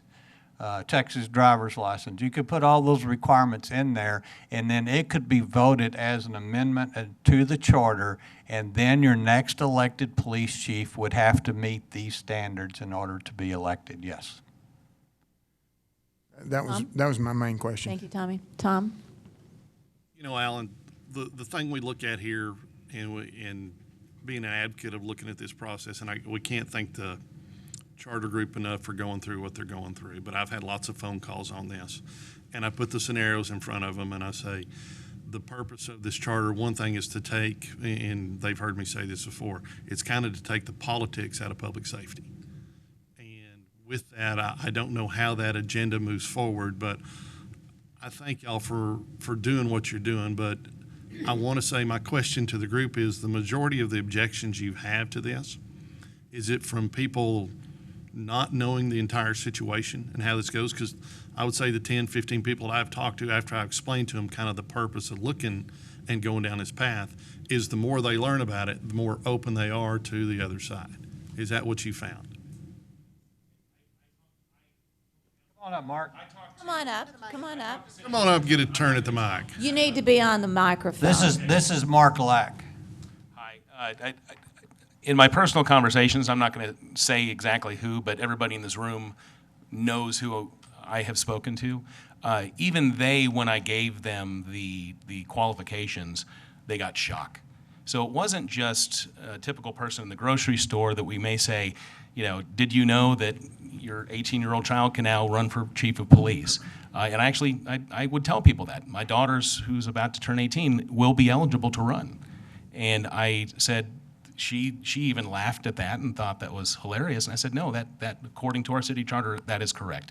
If you talk to people who have been involved in our city government, they are shocked at those lack of qualifications. So it's not just one or two people that we've talked to, it's people who we would expect to be well-informed are completely uninformed as to the process to elect our chief of police.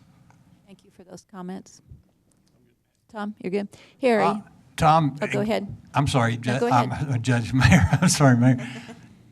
What you're saying is exactly what we're saying from the committee. We're saying that the public hasn't been informed.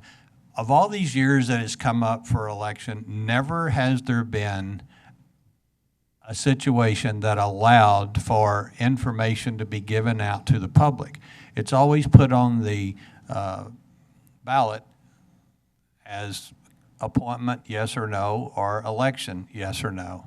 And there's never been, as far as I know, a committee like this that is willing to go out and do these type of meetings to inform the public, inform the citizens of what we've just informed you of.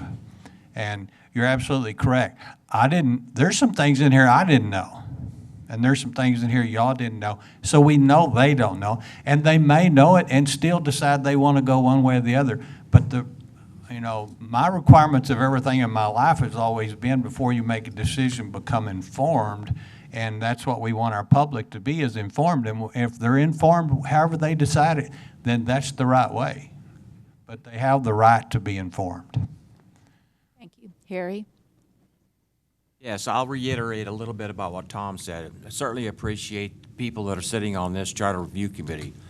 I actually had the opportunity to serve on the last one 7 years ago. And one of the things that we were not able to accomplish, because we didn't do a very good job of getting the public educated, was to talk about an appointed chief. That didn't pass the last time. So I want to say thank you. I appreciate it, and I agree with what you've recommended here, and that is, let us educate the public. Let us get out there and do that, so we don't have to rush into this thing in November.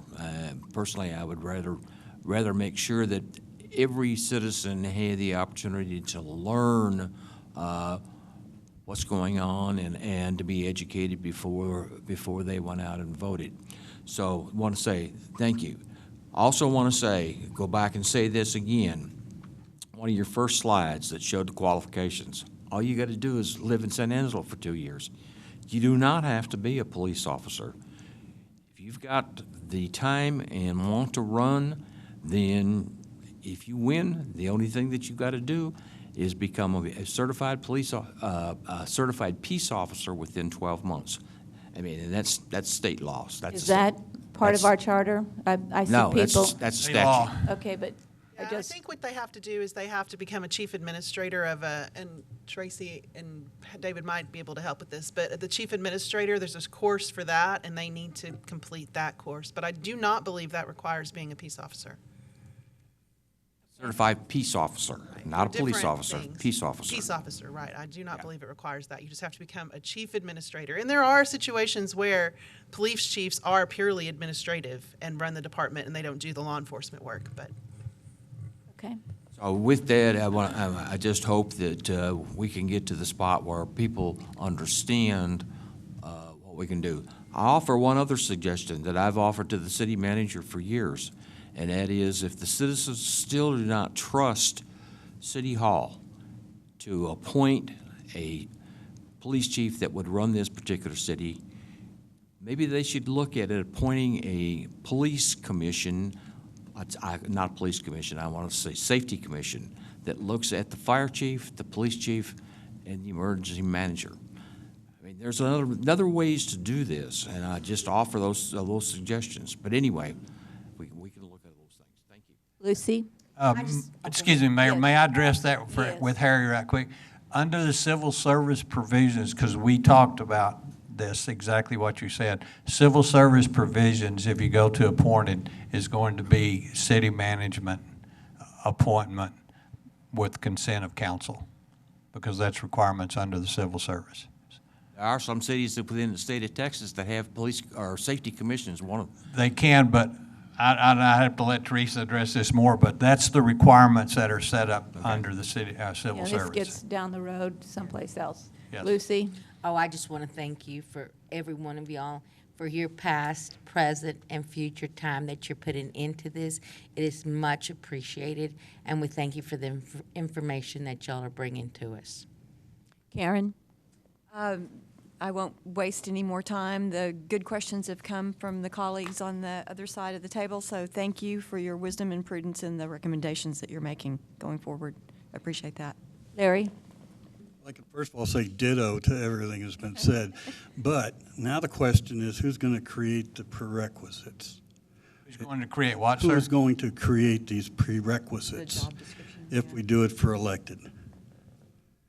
Meaning it would still be, this committee would also come back and recommend to us what the language for qualifications that would still have to be voted on by the public because it's part of the city charters. So this same committee, if they chose to not change it to appointed but elected, would also have to come up with those because it would have to be part of that language for the vote.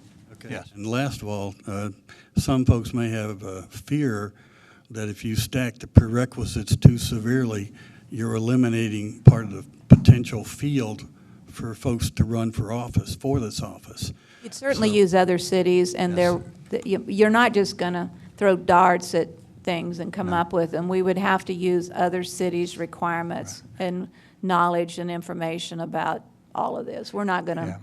We're not going to try to make it an impossible feat. We need a strong police chief. We need someone elected or appointed to follow in Frank Carter's steps because he has done a great job and he could be a great source of information to anybody elected or appointed, just as his assistant police chiefs could be as well. And as I said earlier, we have looked at all these requirements. And if we were to go to the top level of requirements, we would still have roughly 60 police officers in San Angelo that would be eligible. So that would not be. That says a lot. That's great. Yes, that says a lot for our police department. That says a whole lot for our police department. Thank you. Okay. All right. So with that, does anyone on the committee, the charter committee, want to come forward and offer any other comments or say anything before we go to a vote? Doesn't look like anyone's coming forward. Yes, okay, so then with that, I think what I need is a motion to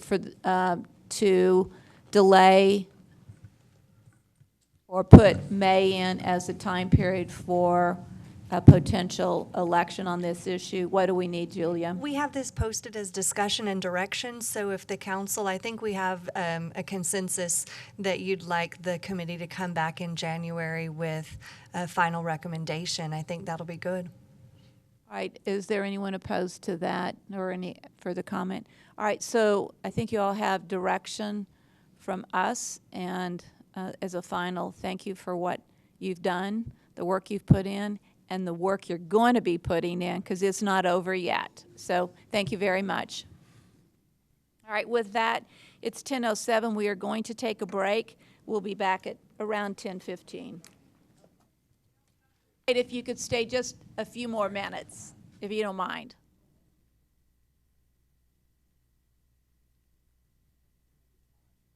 Okay. Tommy needs ice. And not ice as in law enforcement ice, just the cold kind.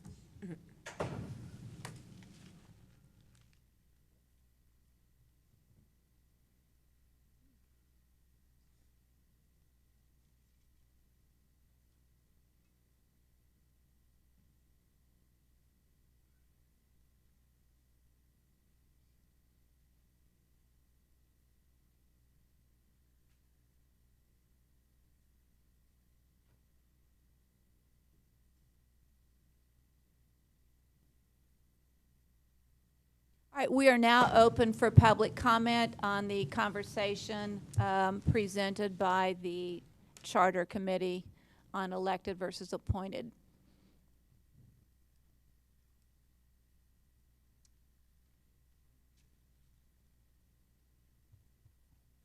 Anna Bartosh, SMD1. Just a few things I wrote down, and to me, the biggest concern that seems to have been expressed is qualifications. The election process generally flushes that out. As part of the Tea Party, I remember years ago when Frank, or Chief Carter, ran, that was probably our biggest meeting ever. It was packed, and we had all of the candidates for the police chief, and there were a lot of questions. So as far as qualifications, I'm not that concerned. Yes, you could write that in the charter, and that would take care of that and not worry about the elected versus appointed. I don't know how many times this has been before the public, the citizenry of San Angelo, and every single time appointed versus elected has been defeated. It's been several times it's been on our ballots. I think 11 would be the number. 11 would be that number. With, I don't know, 73% in the last election voted. The point is that it was well stated by Judge Gilbert that even though it was put on a ballot in the past, no one did anything to educate or meet one-on-one with citizens and opened up that conversation. Okay, and my next concerns are, what are the qualifications of the appointers? The city manager, what's the qualification there? So you're worried about the police chief, and yes, they do need to have qualifications, and I really feel like the election process flushes all of that out, but you can put that in the charter and satisfy everybody. Anyway, those are my comments. And then when you take the power away from the citizenry, which should be in everybody's mind in every decision you make, does this interfere with the power of the people? I would always have to vote no. Thank you. I think I have a question. Larry, go ahead. Yes, ma'am. I mean, here we talked about 18 years old and, you know, the other minimal prerequisites. You're not in favor of eliminating other possible prerequisites for an elected or selected chief of police. Is that correct? Correct. Correct. If you put it in the charter, then whoever is appointed or elected needs to meet those qualifications. Thank you.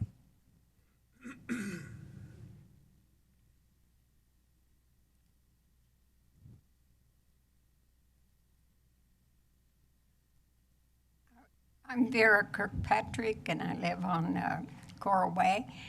And I want to thank the committee. I know I've been on committees, and it's a lot of hard work, so I do appreciate them. To me, the education is very important to educate the public, but also I think that we need to change the requirements. Every job that I've ever had, you had to have a list of requirements to qualify for the position. But then we don't need to be like other cities. I keep hearing this. So and such city has this and that. We're San Angelo, so let's stay San Angelo. And we don't have to be like everybody else. But let's not take away the power from the people, because today the Marxist agenda is to control everybody, and we do not want to be controlled. So let the people vote. That's what I say. Thank you, City Council, for always listening. Further public comment?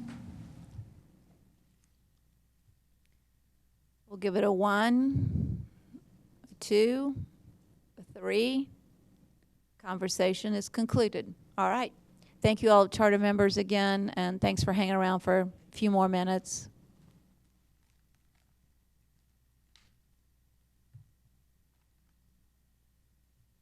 We will now move into item C, which is consider approving amendments to the tax increment reinvestment zone incentives policy. John, you're on. Thank you. John James, Director of Planning and Development Services. This is an item that's coming before you at the recommendation of the Tiers Board, some changes to the Tiers policies. And I'll start off by saying this has nothing to do with funding, north, south, any of that. These are policy changes that they've been working on for quite some time. They originally made their initial recommendations back in February. However, they asked us to bring those back. They made a couple of additional tweaks just last month. And so I'll go through kind of an overview of those changes. First of all, there used to be a north and a south, or there currently is a north and a south policy, but the 95% of the words are the same in each, and so we just combined them into one and then made notes where certain provisions only apply to north or south. We also eliminated the 10%, or proposed to eliminate the 10% upfront payment. Right now, if you get funding for tiers, we give you 10% of the cost of your project upfront, and then once you complete it, you get 90%. And that created basically an extra burden for staff, but also really didn't help the applicant. Oftentimes on most of the smaller projects, it was only a few $1,000s. And so the applicants found that was more hassle for them doing all the paperwork to get the 10%. And so now the proposal is just once you complete the project, you get the 100% back. It also clarifies that matching funds have to be for eligible tiers costs. So oftentimes we would have applicants submit a big major project that included internal remodeling and all kinds of other things that aren't eligible for tiers, and they would ask to count that as match. For the last few years, the Tiers Board has recommended only counting tiers eligible expenses as part of that match. And so this just writes that into the policy. But again, they've been doing that for the last few years. So there's no change there. No, but it writes it into the policy, so it requires that to be the case rather than just a discretionary decision. They can't use interior improvements to qualify. Correct. They actually have to be putting matching funds towards the items, aesthetic improvements or whatever that they're getting the funding for. They also looked at changing, adding the criteria for how projects are decided, and that's largely applies to the South. I mean, technically it applies to both, but in the South, we usually have more projects that apply than the funding we have available. And so the board and you all are tasked with deciding amongst various projects. So for example, in the last funding cycle, I believe we had 16 projects in the South submit. We were only able to provide funding for 8 of those. And so these are the criteria that the board and you all would use to compare different projects compared with each other. And so what the board came up with was that the highest priority should be given to preservation of historic buildings, improvements of facades to make the buildings look nicer, housing, creating housing, and then fire sprinklers. And that's noted because that's one of the changes they made in the past month. Their original recommendation put the fire sprinklers in the medium category. It's hugely important. But they decided to move that up to the high priority. Medium priority would be things like landscaping, other aesthetic improvements other than the front facade, and other health and safety improvements other than fire sprinklers. And then lower priority would be other building type improvements as well as signage. And then the lowest priority would be parking lots and paving. And as we'll note in a minute, the paving in the South can't be a standalone project. It would have to be part of a larger project. That's already the case in the policy. And I'd be happy if you have questions about these to stop at any time. But well, go back to that front screen, because the other thing I hear a lot of people ask about is if the dollars, if the improvements are made, is there any expectation in terms of employment? Because we can make a facade nice, but it doesn't change, it doesn't create a business and or hiring of employees. So even though it improves the overall district, there's some things it doesn't do. That's one of the recommendations. I think it's on a couple slides down where they made a recommendation somewhat related to that. I just didn't know where it was going to be put into here. Yeah, and we'll get to that piece. Yes, go ahead. I have a question. On John, this might be a far-fetched question, but let's say someone that was going to apply for tiers had already done much of the work with their own funds, and really the only thing they had remaining was a parking lot. Does that still then push them to the lowest priority category if all they have to work on is their parking lot? It would if they're in the south. Again, it's on an upcoming slide, but one of the recommendations of the board was to allow parking lot improvements in the north without it having to be part of a larger, project with buildings and landscaping and other things. But yeah, in the south, given that there's a relative lack of funds and so many projects requesting it, the board's belief was we want to be improving buildings. We want to be getting buildings occupiable. Somebody resurfacing a parking lot is not the highest priority, in their opinion. Lucy? You just answered my question. It was about the parking lots, and it was about the north side that has been in need of a lot of parking lots redone. So they would be eligible regardless, because of the priority, it being the lowest, they would be up there to be able to be approved. It would, and again, though, these are for you and the board to judge projects against each other. There's nothing that requires you to, if there's a facade improvement, you have to fund that one over a landscaping project.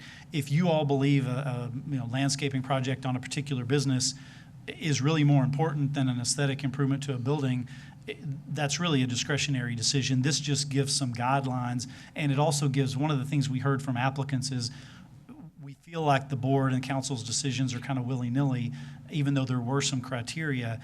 This fleshed out that criteria a little more so applicants know a little better of what the priorities are and expectations. They need to know going into it. Yeah, Right. Yeah. Thank you. And it lists some other considerations that the board felt were important to consider. For example, on aesthetic improvements, if there's a building that's already nice and they're just making some additional improvements, that would be weighted lower than a building that really looks bad and is being really improved. So a building that's falling down, for example, that would get higher weight to improve it. Higher priority for visible improvements. We had a project a year or two ago. They were putting windows in the alley side of a building, and the board went back and forth on that. They ended up recommending funding of it, but they wanted to include this, that if we have two projects, one is improving the front facade in the downtown and one is improving windows in the back that can't be seen from the street, then the front facade should be more important. Higher priority for existing or planned occupancy versus speculative. That gets to the mayor's point. If there's a tenant already in the building or there's an identified tenant going into the building as part of the remodeling project, then that would get higher weight than somebody who just wants to improve it but doesn't have anybody lined up to go in. Speaking of that, are there, and I believe there should be criteria as it relates to things like if I want to do what you just said, improve my facade just so I can get my building sold. So is there a limitation in terms of if you get tiers funding, the time frame that you have to hold on to that building before you can sell it? Because that's the other issue is, are you doing it to be a part of the economic redevelopment of downtown, which maybe you would say if you sold it, it would be because somebody else might do more for it. But what is the criteria used for that issue, getting money but immediately turn it around? Because I think you had a couple cases a couple years ago that's exactly what happened. There currently is no requirement for that. In fact, we have had some projects where the person already had the buyer identified, but the tiers improvements were part of basically the sale of that property. I'll improve it and then sell it to you and you'll open a business in it, and it's sort of a partnership between the buyer and the seller. So I'm not sure we would want to preclude that kind of activity, but at the current time, there's no obligation to hold on to the building for any period of time. And the other question would be, if today you are a taxable entity, You are not a nonprofit. But you apply for tiers today, you get the money, you make the improvements, and then a year or less, or a year, you then make your facility a nonprofit. That is not currently addressed in the policy. Needs to be. That's something that you all could add a requirement for that.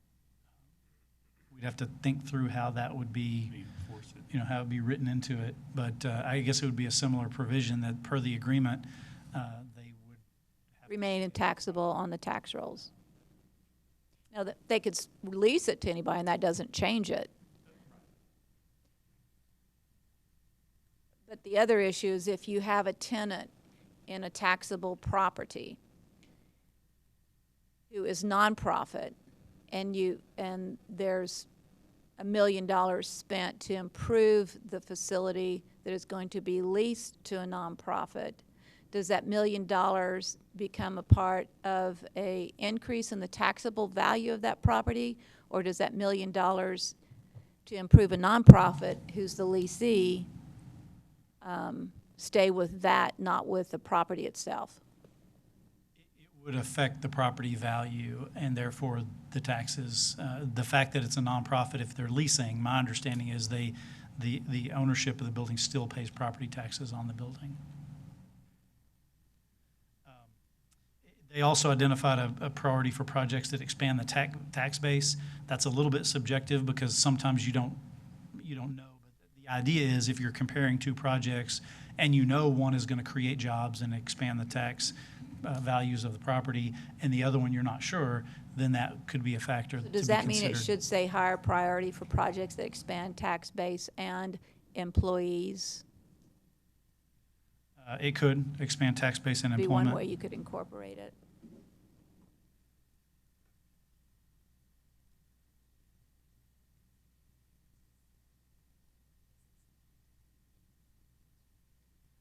And these are just an overview of what the board did at their meeting just this past month. As I mentioned already, they moved fire sprinklers to the high priority. In the north area only, they added the provision that parking lot improvements could be a standalone project. They also recommended eliminating the annual application cycles. Right now, we open the applications like in November, and all the people who want to apply have to apply within the month of November or with the deadline in December. And then they're all reviewed at once. And that's largely because in the South, there were too many projects and not enough money, so we wanted to compare them all at the same time.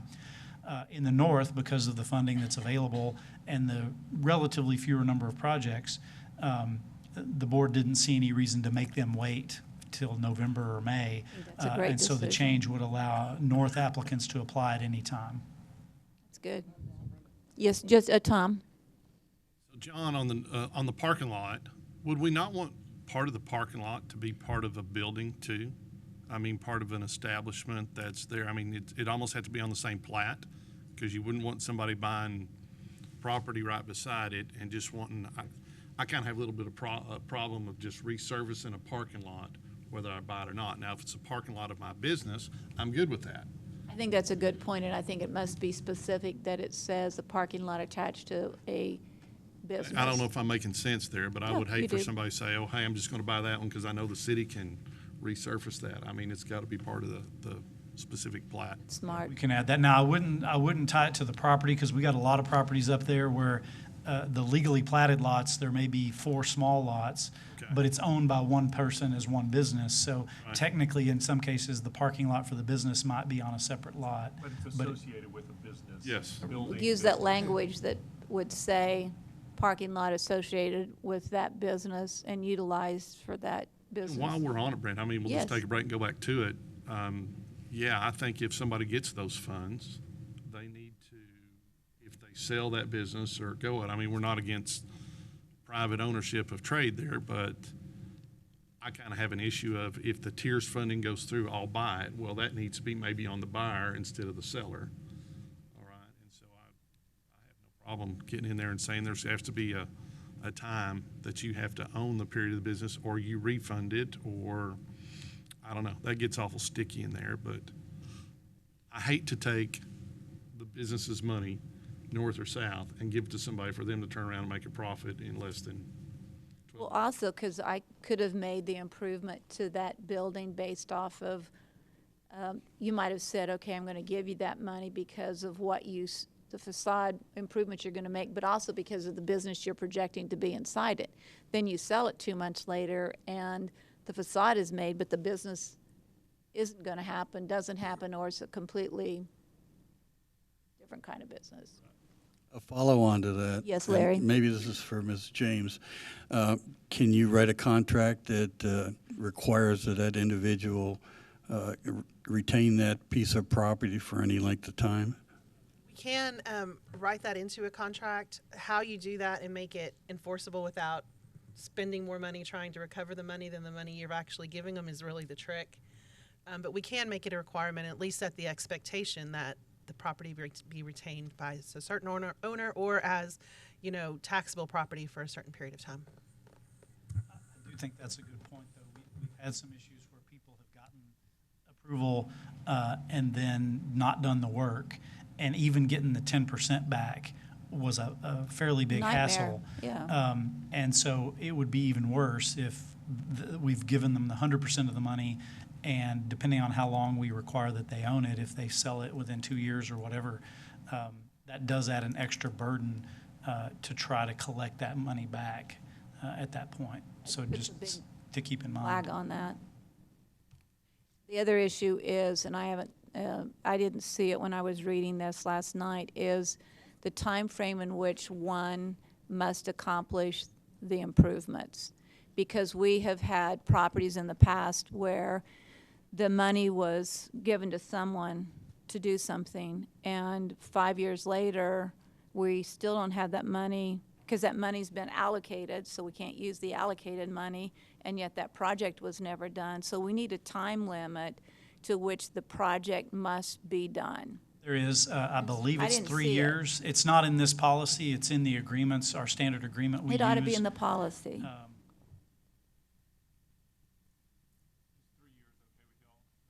No, it sounds I think it's a long time. I think 2 years at best. 3 is too long. And I'd have to double check that, that's just from memory. I but, didn't see it in this stuff I had on, but doesn't mean I didn't miss it. I just have a quick question. Hey, yes, what happens if that person dies? I'm serious. I'm coming through thinking, you give them this, they fix it up and everything, and then that person dies and they have to sell it. Whoever is the executor of their will or whatever sells it to somebody else and they don't use it for what it's supposed to. Are you going to hold them responsible? Well, I mean, we can make this as complicated and difficult as possible, and there's a lot of what-ifs out there that can happen. We can't make this reflective of all what-ifs in life, and I could come up with 7 more real quick. Well, and But we have. I think Go. that's original owner. Yeah. And so trustee executor states you just have to manage what the original owner had, but I don't think anybody up here down there would penalize somebody for croaking. But again, the kind of the point of the tiers. I don't know. We might, just depends who it is. Depends on who it is. Is that Rick Weiss? Yeah, I got him. The point of the tiers funding to begin with is to make improvements to property in the area. And so I'm actually not sure if allowing change of ownership is not a bad thing. We're still getting the property improved. It's still being used for a productive purpose, especially if we include you can't change it to a nonprofit. We're still getting the benefits in terms of tax base and all the purposes for the tiers, even if ownership changes. So I think we ought to have 18 months. with no ownership change. No, I mean 18 months to complete the. Instead of the 3 years. Yeah, you had 3 years is, 18-month I mean, completion. because the other thing that happened was on that particular project that never got done, again, it ties the money up. And then you have these people applying and you have no money, and then that project doesn't happen or it's delayed. And they can always, which has also been the policy, they always have the opportunity to come back and say, my contractor, whatever, I need an extension. But I think there needs to be a tighter window for completion. And if that's your at the end, when we get to the end, we'll It go sure through makes those. the budget cleaner. I mean, you know, carry on, it sits there, because we've had a lot of people go, well, that's there, and like, no, those are dedicated projects. But I was thinking 24 months, but 18 months, you keep it out of rolling forward Yeah. 2 to 3 years. So Right. 18 to 20 months is fine. So we can add an exception if they want to request an extension. Yes. There's some sort of. And that's already the case. In fact, at last month's meeting, we had someone that had some COVID-related supply chain issues and asked for an extension, and that I was. think it ought to be 18 months, not 3 years, and with the opportunity to ask for extension based off of circumstances. And while we're talking about that, one of the things that was mentioned was ensuring that it remains in a taxable status for a period of time. Do you all have a recommendation of what that time should 10 be? years. Did you say 10 years? I did. That's a long time. It is, but you gave money away. I go 10 years. Well, let's look at both sides of that. I mean, 10 years, I could buy something and then turn around and want to get rid of it in that period of time. But I get that. But I mean, you want them to have it to be there. Well, it's So tax should the money. penalty be if it moves to a nonprofit, you, at that point in time, maybe you get a certain part back, but the life of businesses on North Chadbourn are quite often less than 10 years. I mean, Some of them Well, are- yeah, but the 10 years is profit to nonprofit. We're not talking life of business. We're talking from a taxable status to a non-taxable status. That's not applicable to what that business is. We're not saying if you put in, you got $75,000 for a facade, we're not saying you have to hold on to that 10 years. That's not the conversation. well, but, so I'm thinking if there's, like the one we have on 19th that we're going to talk about here shortly, if somebody sells their building to somebody that wants to be a church, and they've got some funding, I agree with you. I don't think it should leave our tax rolls, but I'm not for sure 10 years. Well, 5 years? 5 years is good. 5 years is Okay. up, Minimum. minimum of 5 years.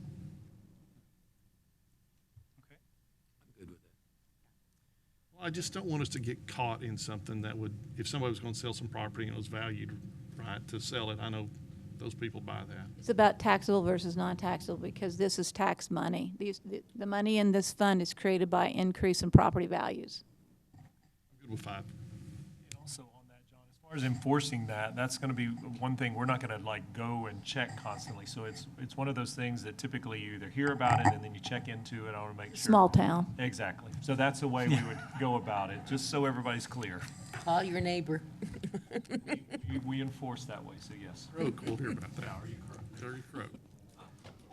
I think this is the last item. One of the other, as the board was talking about how do we encourage people in the north to use these funds for projects, one of the things we heard from the town hall meetings was that some of these mom and pops of small businesses, even a 10% or a 25% match on a small project was difficult for them to come up with. And so we recommended 2 things here. One is, right now, you don't have to have a match if your project is $10,000 or less. We would increase that to $25,000. So in the north, you could do a $25,000 project with no match. It also. What do you, but when you do that, what we were talking about earlier is instead of 10% of the money, we went to 100% of the money. So would that still be the same policy here, or did that line item apply to north and south? Yes, that applied to both north and south. So in this case, okay, we would give them $25,000 up front with no match. No, I'm sorry. I'm just making sure. The 100% is after the project's done. So under this policy as proposed, they wouldn't get any money until they've done everything they promised to do. They have to provide receipts and invoices and all of that. And once we verify it all, then they get the amount of money. We don't give, under this, we wouldn't give anything up front. It would all be a reimbursement at the end. And so then let me ask you another question, because I think this is the correct thing to do for many people who own properties on Chadbourn, for example, or MLK. But if you owned property on Bryant Boulevard and you leased it to a chain, but you're the property owner. For example, if I built a building and leased it to TGI Fridays, but TGI Fridays needs me to improve that building for their purposes. Because I want to protect the small guys is my point. I want to protect the small guys. And this doesn't differentiate between anybody or anything, and maybe you can't do it. But I just want to be clear, because a lot of the funds that have been spent out of the northern tiers has been for projects on North Bryant Boulevard, 87 North. I guess the way I would answer that is these are the criteria and the minimums for projects. You all still have discretion. For example, in the last round in the South projects, the board recommended, because there wasn't enough money, they funded the ones they funded at 75% of what they requested. But if they had funded them at 50%, they might have gotten one or two more people funded. That's correct, and that's... They chose to do 75% and eliminate 6 people. Right, but by the same token, you all could decide, well, if this is going for a chain on Bryant, well, we'll give them less, or we won't give them any money, versus a mom and pop on MLK, you'll give them the full amount. That's all that's still at your discretion to pick and choose projects. I just want to make sure we protect the MLK types of projects and the North Chadburn types of projects and allow for flexibility for them. And the second piece of this is where there is a match required on those projects over $25,000, it would be reduced from a 25% match to a 10% match. And I think that was it. Yeah. Are there any other questions you may have? Well, when I was reading through this document last night, there are a lot of things that they're in red ink that are crossed out, and then there are things that are just red ink that are not crossed out. Yes, what that is intended to be, that the text in black is what is in the current policy. And so the red, if it's stricken out, it's in the current policy that we're proposing to remove. If it's red, then it's something added that is not in the current policy. So it's an attempt to show you what changes were made so you know the differences of what's already in the policy versus what's been added. And so everything that I read that's in the red in this document is incorporated. Everything that I've read that's not crossed out and is in red is incorporated in this overview. Correct. Well, there are items in red that are minor cleanups because, as I mentioned at the beginning, we combined the two documents into one, so there were some cleanups. So that this bullet summary doesn't address everything, but I would say it addresses the substantive issues, not the text cleanup and grammar kinds of changes. Including signage. Correct. Other questions or comments? Good so far. Okay, so with that, then, all right, we've given you changes. So the question mark is, do we make a motion to approve this with changes, or do you need to bring it back to us with the changes for a vote? It's up to you all. I can read through the changes as I have them, but... We want to see it come back. Okay, that'll work. So no action taken.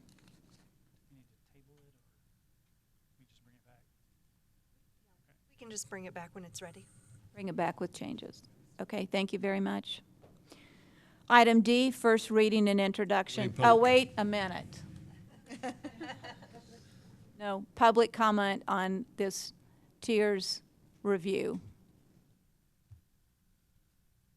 If you want to come forward now.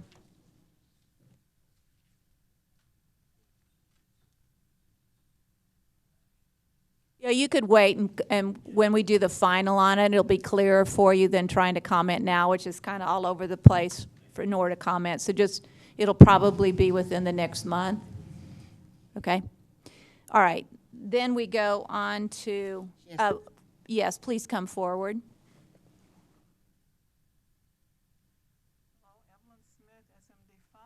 Would you talk a little louder, pull that microphone down because we can't quite hear you. Okay, how's that? That's great. Evelyn Smith, SMD5. The last meeting I was here, I think it was July 19th, I asked a question about were there any tiers funds for nonprofit organization. I see this is on the list for nonprofit organization to be funded with some of the tiers, provided with the criteria it has In the to. north, not the south. I'm Yes, sorry, ma'am. the north, yes, the north. Was that already on the program? I understand that some things were already put into works back in February. So I guess my question is, so it's already been approved by the Tiers Committee. Mhm. It's just on the books to be approved by the city council on the next time it comes up. Yeah, if there was additional approvals by the Tiers Board, and it hasn't come before city council, then it would be on the next city council meeting, I guess. Is that what you're asking, Evelyn? Yes. Okay. So I just really wanted to understand that, that there is now, like it says, maybe funding for a nonprofit organization, which is actually on the books now. And my question was also, has this always been in? The North, it was for the voted North? on in 2017 that the North, which is typically against Tiers policies, but the North could use money for nonprofits. And the reason it was discussed and considered was because the whole idea behind tax increment refinance zone is improvement of properties to add to the tax rolls. So a nonprofit, if there was limitations of money in the North, would fall down into a category of not as important as somebody who had a property that was taxable, just by the nature of we're trying to build a tax increment refinance zone fund balance. But yes. Understood. And last question is, it's been approved to combine the North and South? No, it hasn't funds? been approved to combine the North and South funds. We have not approved that. Okay, I'm saying it's approved by the tiers, but hasn't been presented to the council to be approved. No. So where is it right now? It has not been approved by this council. It was voted no at last meeting. Thank you very much.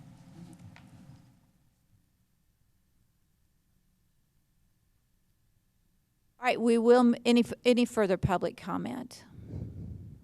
Okay, then we move on to item D, first reading and introduction of an ordinance amending the budget for the fiscal year beginning October 1, 2021 and ending September 30th, 2022 for grants, capital items, and projects. Thank you, Mayor. I have, I think, 4 budget amendments for you this morning. The first one, Tina Deersky, Director of Finance, pardon me. The first one is for the Railway Museum of San Angelo. That is a project where they are purchasing fencing materials. The city will fund it and then be reimbursed by the Railway Museum for that one. The second one is a general fund transfer out. This is for police body cameras. This is year 2 of a 5-year contract that allowed 45 additional body cameras for a total of 190 body cameras for the police department, and this is to pay for that second year.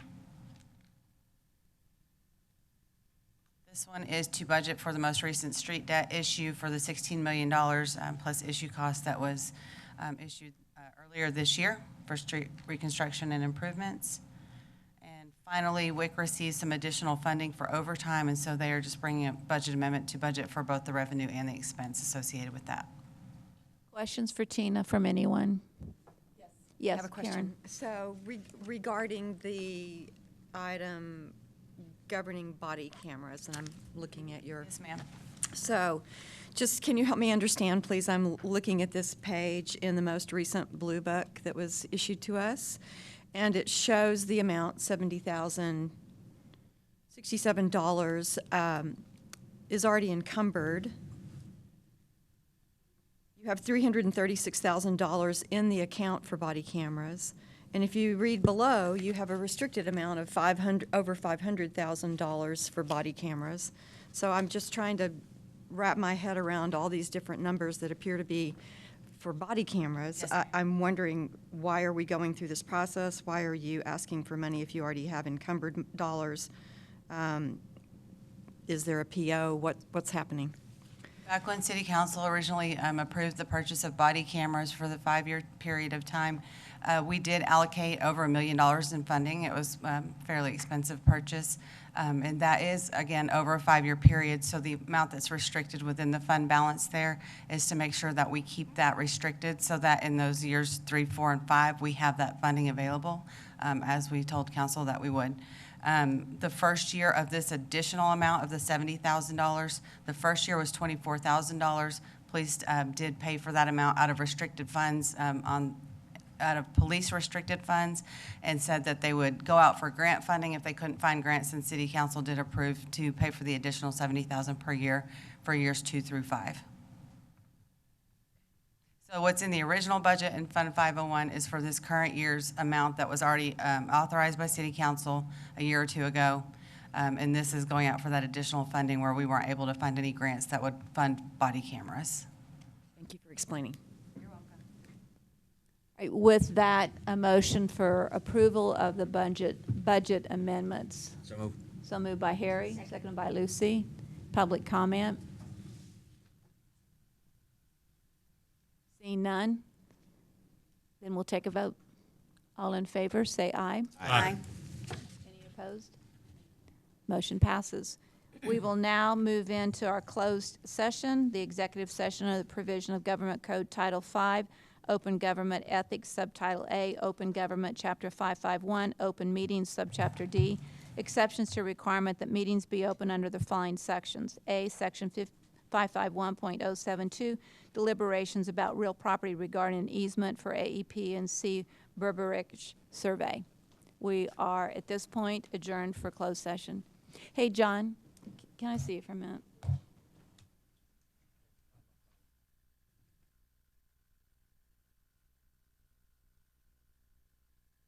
At 11:44 a.m.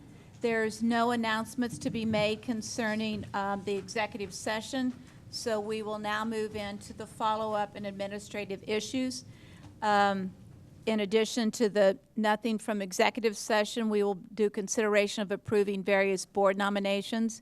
Keep San Angelo Beautiful, Michelle Barnett, SMD 2, and Sean Stein, SMD 4, both to an unexpired term ending September 2023. May I have a motion for those approvals? Move to approve. Lucy, moved to approve, seconded by Larry. All in favor, say aye. Aye.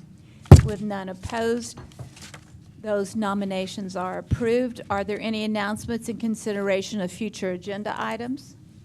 Seeing none, then may I have a motion for adjournment? So moved by Tommy, seconded by Lucy. All in favor, say aye. Aye. Meeting is adjourned at 11:45 a.m. on August the 2nd.